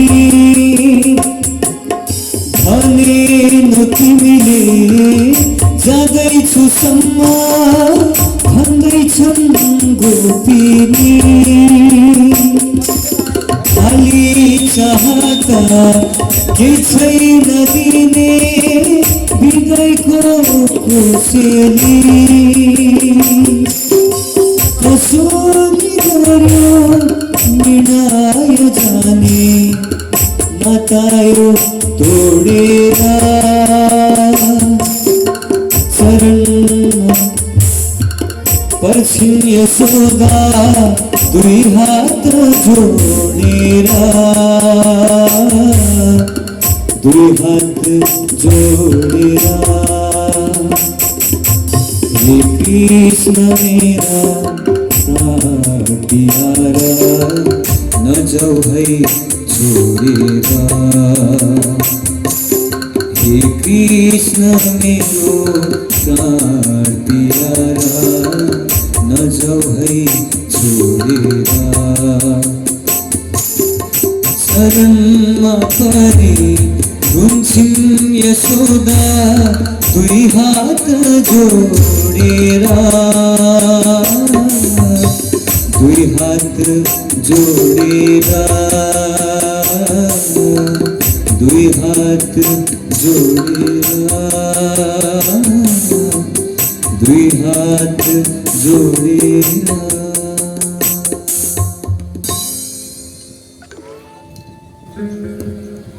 यसरी कृष्ण बलरामलाई विदाई गर्नुहुन्छ यशोदाले। अक्रूजी महाराज अत्यन्तै खिन्नताका साथ खिन्न मन लिएर कृष्ण बलरामलाई लिएर मथुरातर्फ प्रस्थान गर्नुहुन्छ। बारम्बार उहाँको आँखा रसाइरहन्छ, पुनः पुनः सोधिरहनुहुन्छ त्यसै गरी कृष्णले, काका किन रुनुहुन्छ हजुर? किन पनि होइन बाबु, खोइ किन किन तिमीलाई देखेदेखि आँखा बगेको बगेको थाहा छ। यति धेरै आत्मग्लानी भयो अक्रूरलाई कि उनले रथ रोके यमुनाको किनारमा अनि मर्न आत्महत्या गर्नु भनेर यो अपराध गर्नुभन्दा बरु म आत्महत्या गर्छु भन्ने सोचेर उनले यमुनामा हात हाल्छ। यो कुरा कृष्णलाई थाहा हो। पानीभित्रै अनि भगवानको दर्शन हुन्छ, जलभित्रै डुबेर मर्न लाग्दाखेरि कृष्णको दर्शन भयो। हतार हतार उनले दर्शन भएको सोचेन, यी बालक पनि यही भित्र पसेछन्, ओहो म आएको देखेर पानीमा पसेछन् पनि।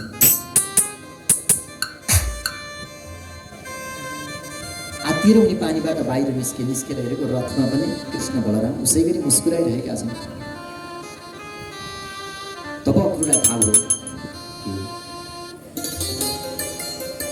कंसले यसलाई मार्न सक्दैन। म माध्यम बने कंस अब मर्नेछ भन्ने कुराको बोध हुन्छ अक्रूरलाई, अनि आएर फेरि रथमा बस्नुहुन्छ। मथुराको द्वारमा रथ पुग्दछ। कृष्णले भन्नुभयो, काका तपाईँ जानुहोस्, हामी घुम्दै घुम्दै आउँछौँ। नन्द बाबा र अक्रुज महाराज रथमा चढेर जानुभयो। बालकहरू नगर घुम्दै घुम्दै जान थाले। अगाडि बढ्ने क्रममा बालकहरूले भने, कृष्ण तिम्रो मामा त राजा हुनुहुन्छ, भोजराज कंस। हामी त ग्वाला पर्यौँ गोठालो, कपडामा पनि सबै गाईको गोबर लागेको छ, गौत लागेको छ, गन्ध आउँछ। राम्रो कपडा भए कति राम्रो हुने थियो। एक धोबी रहेछ, त्यति बेलै कपडा लिएर आउँदै हुन्छ। त्यसैलाई देखेर बालकले चर्चा गरेका हुन्छन्, कपडाको कुरा त्यही भएर निस्केको हुन्छ। कृष्णले भन्नुभयो धोबीलाई, मामा हामीलाई दिनु न कपडा। भनेको यो त राजसी वस्त्र हो, राजाहरूले लाउने वस्त्र, तिमीलाई मिल्छ र? कृष्णले भन्नुभयो, किन नमिल्ने? मामाको लुगा भान्सालाई मिल्दैन, दिनु न भनेको। उसले अनेक प्रकारले गाली गर्न थाल्यो, यो गोठालोको होइन, तिमीहरू गाई चराई हिँड्ने गवारहरू भन्दै। कृष्णले एक थप्पड लगाउनु भएको, गोविन्दाय नमः। त्यसको अन्त्य हुन्छ। अनि ती सबै ठुला ठुला कपडा राजाको लगाएर हिँड्न थाले ती बच्चाहरू। बच्चाले ठुलो लगाए पनि राम्रै देखिन्छ होइन, केटाकेटी। आमाको चप्पल लगाएर छोरी हिँड्दा कति राम्रो देखिन्छ। साडी लगाउँछन् होइन, नानीहरू बडा राम्रो देखिन्छ। त्यसै गरी हिँड्न थाले। पुरा नगरै बढाएर बालकहरू। त्यो कुरा जब सुने व्यापारीहरू बडा चनाख हुन्छन् अरे, चलाको बाठो व्यापारीहरूले। अनि पान दिन्छन् खानको लागि, कुब्जाले चन्दन लगाइदिन्छन्। चन्दन र बन्दनले व्यक्तिलाई विनम्र बनाउँछ। जहाँ विनम्रता हुन्छ त्यहाँ क्रूरता, अहङ्कार, सारा अवगुणहरू मेटिन्छन्। तत्पश्चात बिस्तारै अनि रङ्गद्वारतर्फ प्रस्थान गर्नुहुन्छ, जहाँ यज्ञको आयोजना गरिएको थियो। कुबलाय फिट नाम गरेको हात्तीलाई लिएर माउते बसेको थियो द्वारमा। माउते मामा हामी भित्र जाने भन्नुभयो कृष्णले। त्यसो भनेको माउतेले भन्यो, तिमीहरूलाई यहाँ जान मिल्दैन भित्र। हात्तीले अवरोध गर्यो, बाटो रोक्यो। कृष्णले माउते मामा र हात्ती दुवैको उद्धार गर्नुभयो। रङ्गद्वारमा प्रवेश गर्नुभयो। प्रवेश गरेपछि हेर्नुभयो, बडा सुन्दर धनुष रहेछ। त्यहाँ धनुषलाई उठाउनु भएको, धनुष टुट्दछ, आवाज हुन्छ। चाँडो मुष्टिक आदि कंसका सेवकहरू आउँछन्। युद्धको तयारी हुन्छ। रङ्गमञ्चमा युद्धको लागि कृष्ण बलराम चढ्नुहुन्छ। उनीहरूलाई युद्धको लागि आह्वान गर्छन् कंसका सेवकहरूले। मल्ला नाम शीर्णाम नरवर स्त्रीणाम स्मरो मूर्तिमान गोपानां स्वजनो शतां क्षितिभुज शास्ता स्वपित्रो शिशु मृत्युर्भोजपते विराट विदुषां तत्त्वं परम योगिना। जसले जस्तो रूपमा भगवानलाई देख्न चाहन्थ्यो त्यही रूपमा त्यहाँ देख्दछ कृष्ण बलरामले। मल्ला नाम योद्धाहरूले अशीर्णाम अस्त्र जस्तो देख्छन्, वज्र जस्तो देख्छन्। भोजराज कंसले मृत्यु कालको रूपमा देख्छ। वृद्धहरूले बालकको रूपमा देख्छन्। यदुवंशीहरूले आफ्ना स्वजनको रूपमा देख्दछन्। यसरी चाँडो र मुष्टिकले आक्रमण गरेपछि भगवान कृष्ण बलरामसँग बडा भारी युद्ध हुँदछ। उनीहरूले युद्धको लागि आह्वान गर्छन्। कृष्णले भन्नुहुन्छ, हामीलाई युद्ध आउँदैन, हामी त लुकीडुम खेल्थ्यौँ ब्रजमा, त्यस्तै खेलौँ। त्यसो भनेपछि त्यसो भए हामीले पठाएका वीरहरूलाई कसले मार्यो त्यो ब्रजमा? उनीहरू त मरिमराउ गएका, हामीले त दाह संस्कार मात्रै गरेको भन्नुभयो कृष्णले। होइन, तिमीहरू बलश्च बलिदान गर, बलशालीहरूका पनि बल हो भनेर आक्रमण गरेपछि बडा भारी युद्ध हुन्छ। चाँडो मुष्टिक दुवैको उद्धार गर्नुहुन्छ। कंस आएर आक्रमण गर्छ। कंसलाई पनि भगवानले आज उद्धार गर्नुहुन्छ। मातापितालाई बन्धनबाट मुक्त गर्नुहुन्छ, छुटाउनुहुन्छ। अनि नन्द बाबालाई भन्नुहुन्छ, बाबा हजुर जानुहोस् ब्रजतर्फ, म केही दिन यहीँ बस्छु। तब नन्द बाबा र वसुदेवले सल्लाह गरेर कृष्ण बलरामलाई यज्ञोपवीत संस्कार गर्नुहुन्छ। भनेको व्रतबन्ध गरिदिनुहुन्छ अनि गुरुकुल पठाउनुहुन्छ शान्तिपनको यहाँ। नन्द बाबा तब ब्रज फर्किनुहुन्छ। यशोदालाई बडा नराम्रो लाग्छ, खै त कृष्णलाई किन नलिआउनु भएको? कृष्णलाई लिएर आउनु भनेको थिएन। जे पनि वस्तु देख्छिन् खालि कृष्णको चर्चा गर्छिन्। यशोदा यही थालमा खान्थ्यो उसले, मेरो बटुको भन्थ्यो। हरेक कुरालाई कृष्णसँग जोडेर हेर्छिन् उनी। नन्द बाबाले सम्झाउनुहुन्छ, देवी कहिलेसम्म बाँच्छौ यसरी? बिर्स अब भयो, हामी त सेवक थियौँ, दास थियौँ, हामीले कर्तव्य पुरा गऱ्यौँ। अब फेरि त्यही कुरा सम्झेर हुन्छ। यशोदाको मन कहिले मान्दैन थियो। कृष्ण गएदेखि उनको सिरानी कहिले उभानु भएन।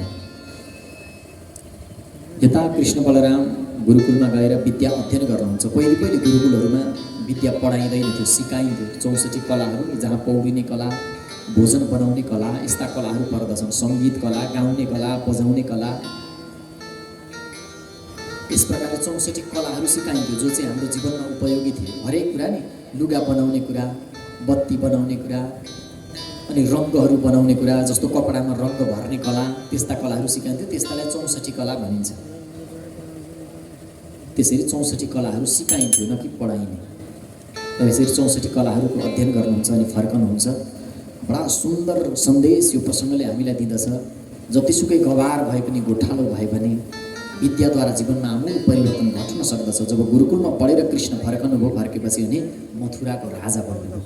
तसर्थ 5 मिनट भित्रमा आउँदा हुन्छ। सोधेको 5 मिनट पनि लाग्दैन। पुराण पुरुषोत्तम भगवानको बिहेको हतार भइसक्यो, हेर्नुहोस्। त्यही भएर म पनि छिटो छिटो गर्दैछु। अलि कथालाई संक्षेप गर्दा कथामा जुन रस हुन्छ त्यो चाहिँ नहुन सक्छ, तर समयको बाध्यता छ, समयले हामीलाई बाँधेको छ। सो के गर्ने, सबैको बाध्यता हो यो है। एक टाइम हुँदा चाहिँ बडा सजिलो हुन्छ, फेरि अलि हामी बोल्नेलाई चाहिँ सहज हुन्छ। सबै कुरा अलि विस्तारसँग बताउन सकिन्छ, ल्याइन्छ। अब हाम्रोमा परम्परा छैन नि त, त्यो बडा गण्डागोल हुन्छ एक टाइम गरेर नि त। उता बाहिरतिर चाहिँ एक टाइमै गर्नुहुन्छ, घरकै कार्यक्रम पनि। हाम्रो यतातिर चाहिँ त्यो संस्कृति नै छैन, त्यसले गर्दा बडा गडबड हुन्छ। त्यसो भनेर फेरि अब झन् समय लम्बिने यतै हो है।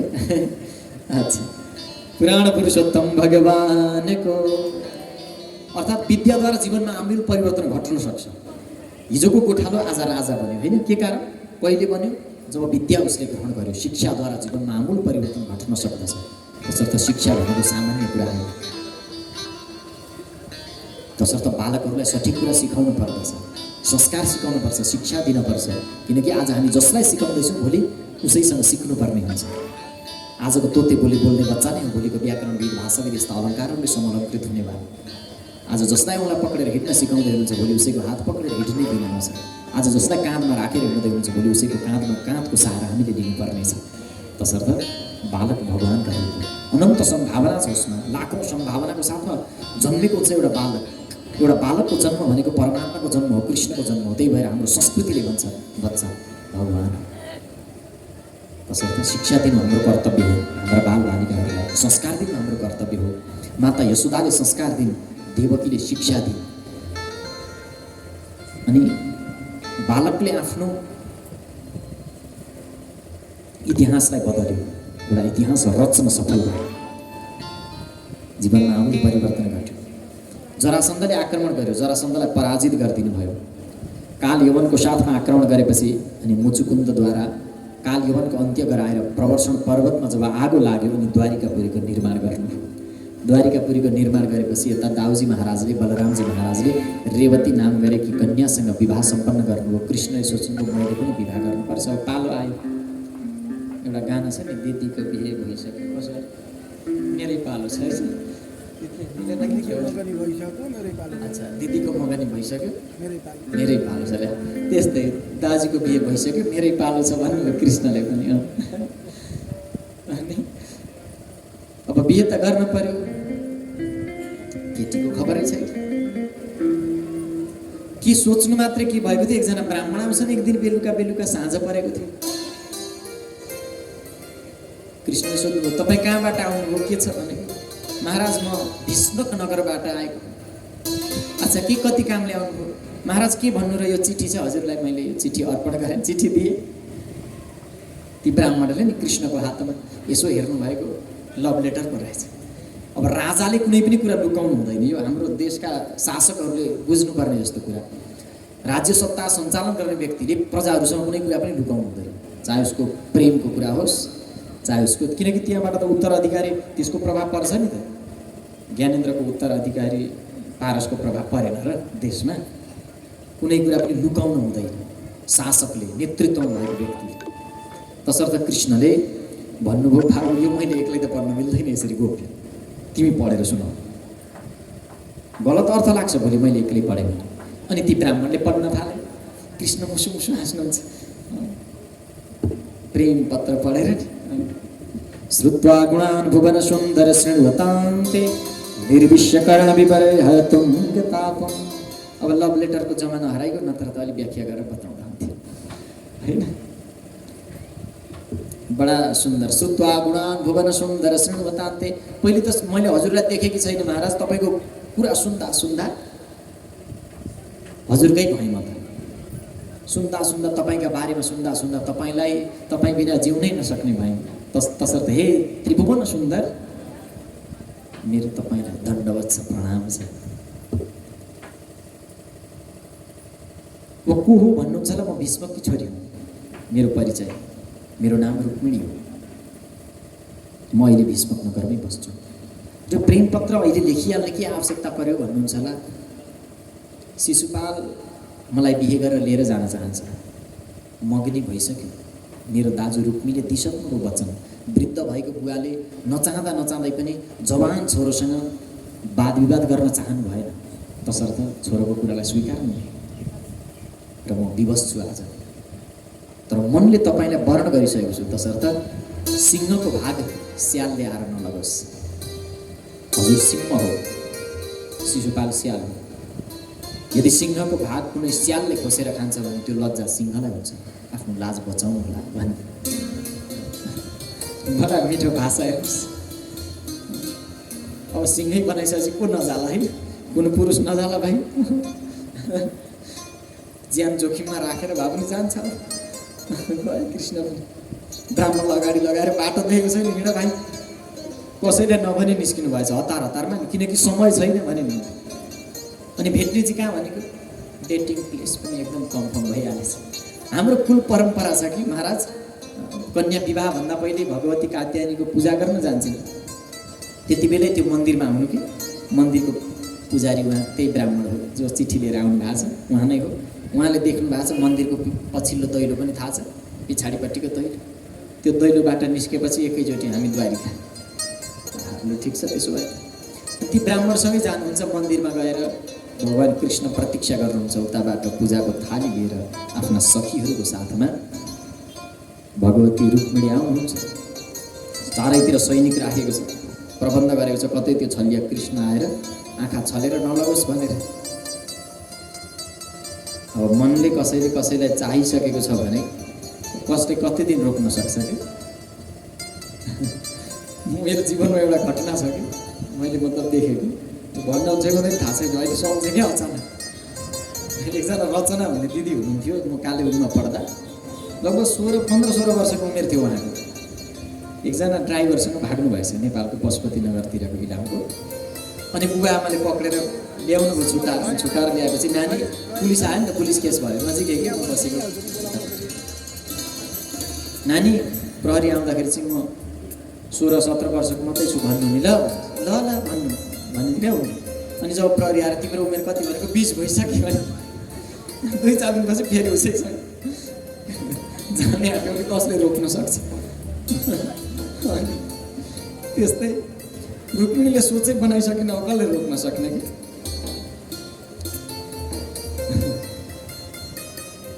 मन्दिरमा कृष्ण अघि आएर बस्नुभएको थियो। उनी आँखा बन्द गरेर भगवानको ध्यान गर्दै थिए।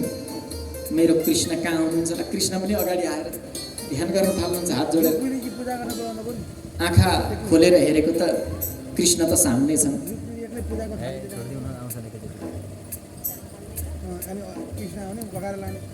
त्यसपछि यसो हेर्नुभयो, हेरेको त कृष्ण त यहीँ हुनुहुन्छ। रुक्मिणीले भनिन् कि अब विलम्ब केको त प्रभु, चारैतिर सैनिकले घेरेका छन्, ढिलो नगरौँ। कृष्णले रुक्मिणीको हात समाउनु भयो। अनि ती ब्राह्मणले मन्दिरको पछाडिको दैलो खोल्दै दुवैजना अनि निस्कनु भयो। निस्केपछि बल्ल थाहा पाए ती सैनिकहरू रुक्मिणीलाई त लग्यो कृष्णले, लग्यो भनेर। अनि पछाडि दौड्न थाले, चारैतिरबाट आक्रमण गरे। कृष्णले ती सबैलाई परास्त गर्नुभयो। त्यतिन्जेलमा बलरामजी महाराज पनि बडा अप्ठ्यारो पऱ्यो होला भाइलाई भनेर अक्षौहिणी सेनाको साथमा आउनुभयो र आएर अनि ती सारा सैनिकहरूलाई परास्त गरिदिनु भयो, पराजित गरिदिनु भयो। त्यसपछि रुक्मिणी कृष्ण द्वारिका आउनुहुन्छ। अनि बेहुली बनेर रुक्मिणी मण्डपमा निस्कन्छन्, आँगनीमा निस्कन्छन्। त्यसपछि भगवान श्री कृष्ण पनि बिस्तारै आउनुहुन्छ विवाह मण्डपतर्फ। पण्डितजीले विवाहको विधि गर्नुहुन्छ, तर बेहुला नआएर पण्डितजीलाई पनि अप्ठ्यारो पर्नु जस्तो छ।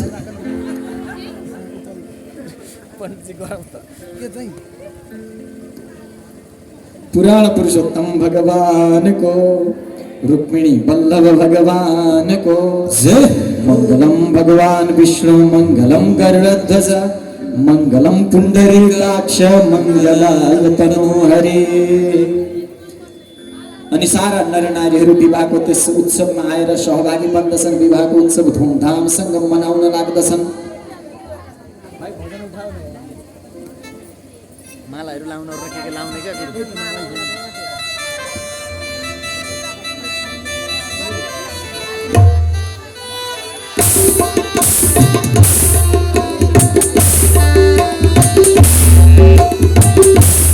विवाहमा त नाच्नुपर्छ, सबैजना नाच्ने जस्तो सबैजना बाहिरतिर नाच्दैन फेरि।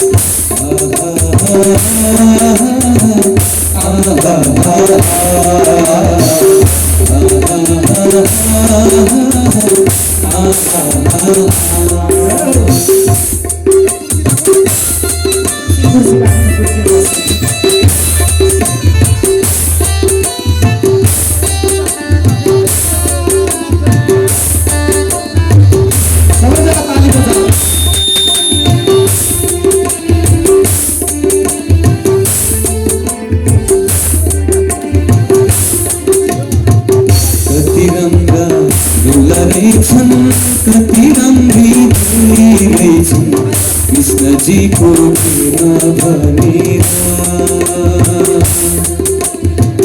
दिवरीसी सबै आए, दिवरीसी सबै आए कृष्ण जी को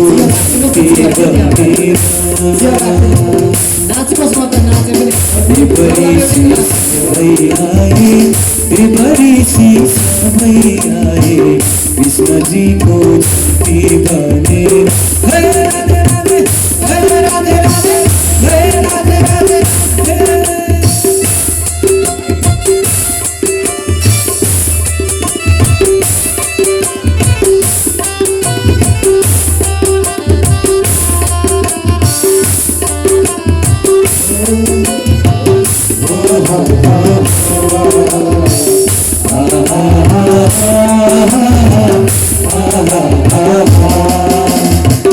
लीलाधारी लीला गर्छन्, लीलाधारी लीला गर्छन् राम्रो पर्दा बनेर। हे राधे राधे हे राधे राधे हे राधे राधे हे राधे राधे। तिनीहरू शरण पर्छन्, तन मनले भक्ति गर्छन् साक्षात् परम पिता भनेर।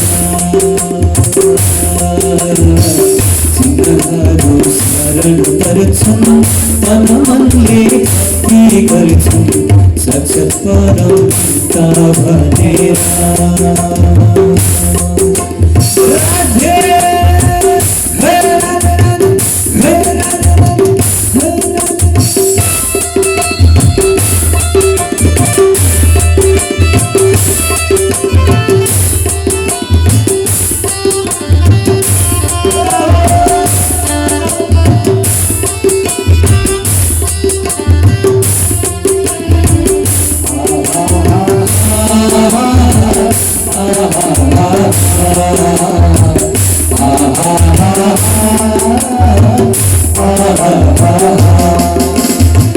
कति रंगो तिहे भयो, कति रंगो तिहे भयो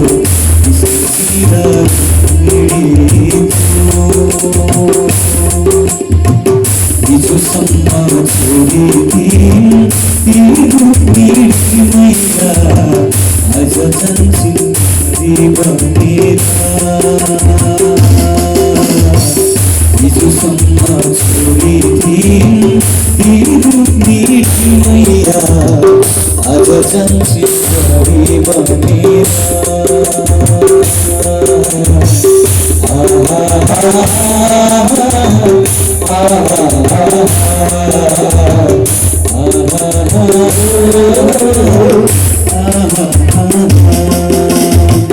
कति रङ्गा रहेछन् कति रङ्गी रहेछन् कृष्णजीको प्रेमा भनिएर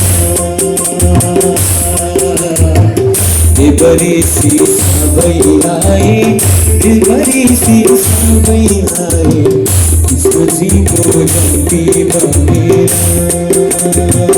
हरे राधे राधे राधे हरे राधे राधे हरे राधे राधे हरे राधे राधे हरे राधे राधे।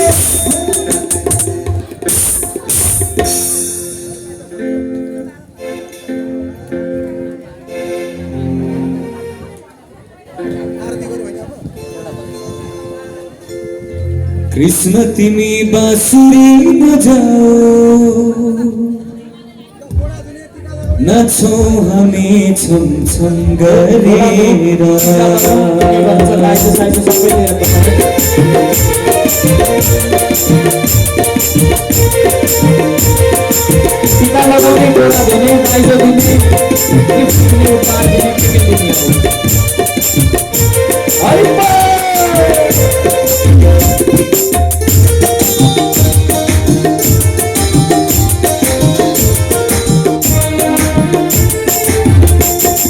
कृष्ण तिमी बाँसुरी बजाओ नाचौँ हामी छम छम गरेर कृष्ण तिमी बाँसुरी बजाओ नाचौँ हामी छम छम गरेर छम छम छम छम छम छम छम छम छम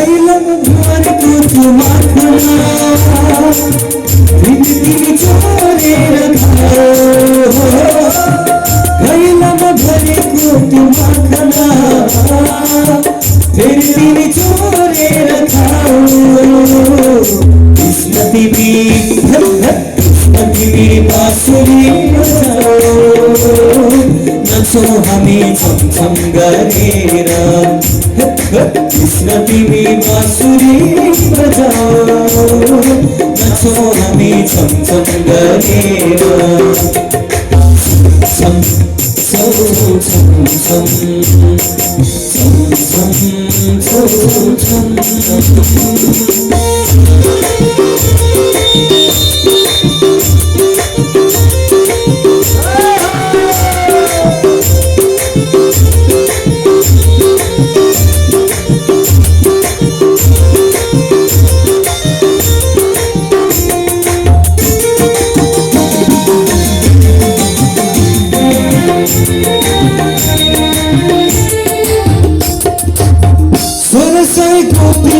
माझमा रास तिमी रचाओ छोरसै गोपिनीको माझमा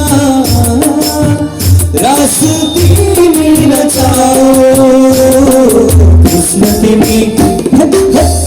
तिमी बाँसुरी बजाओ नाचौँ हामी छम छम गरेर कृष्ण तिमी बाँसुरी बजाओ नाचौँ हामी छम छम गरेर छम छम छम छम छम छम छम छम छम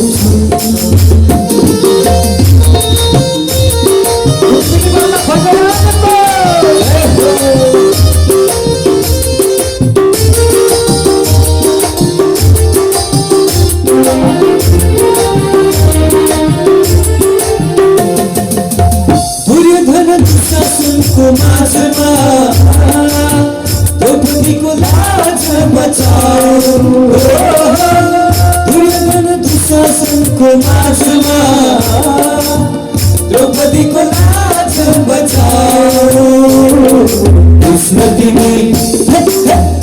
तिमी बाँसुरी बजाऊ नाचौँ हामी छमछम गरेर कृष्ण तिमी बाँसुरी बजाऊ नाचौँ हामी छमछम गरेर छमछम छमछम छमछम कृष्ण तिमी बाँसुरी बजाऊ नाचौँ हामी छमछम गरेर कृष्ण तिमी बाँसुरी बजाऊ नाचौँ हामी छमछम गरेर छमछम छमछम छमछम छमछम छमछम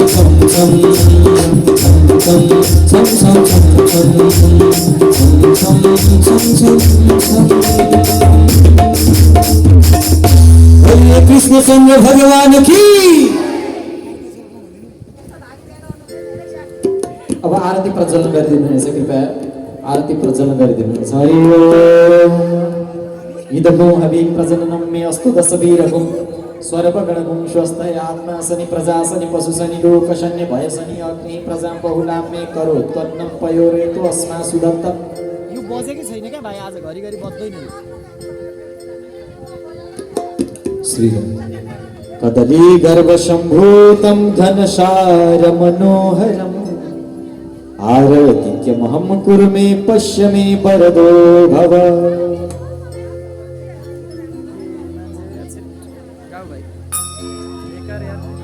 आरतीको समय भएको छ, कृपा गरेर सबैजना भक्तजन उठिदिनु होला।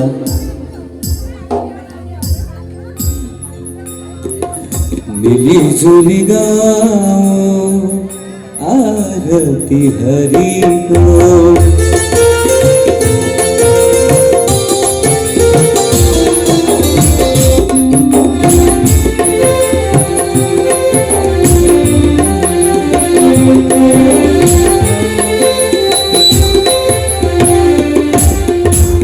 मिलिजुली गाउँ आरती हरिको मिलिजुली गाउँ आरती हरिको कृष्ण कन्हैयाको चिर हरियाको कृष्ण कन्हैयाको चिर हरियाको मिलिजुली गाउँ आरती हरिको मिलिजुली गाउँ आरती हरिको।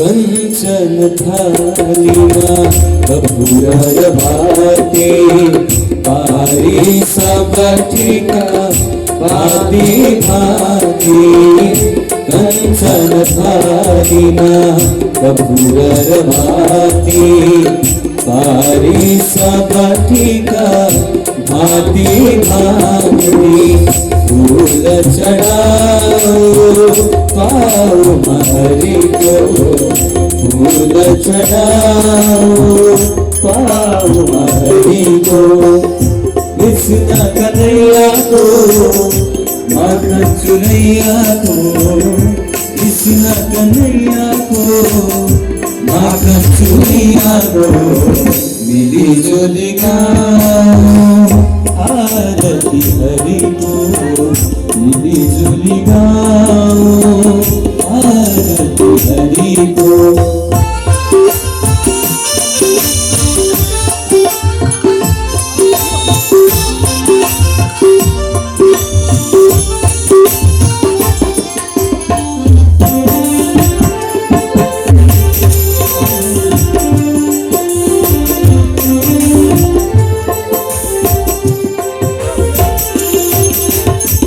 जानी मजानी आप गए तो जानी मजानी बाप गए को क्षमा दिनुहोस् प्रभु भूल गए को क्षमा क्षमा दिनुहोस् प्रभु भुल गरेको शरण म पर्छु बाउमा हरिको शरण म पर्छु बाउमा हरिको कृष्ण कन्हैयाको रास रचैयाको कृष्ण कन्हैयाको रास रचैयाको मिलिजुली गाउँ आरती हरिको मिलिजुली गाउँ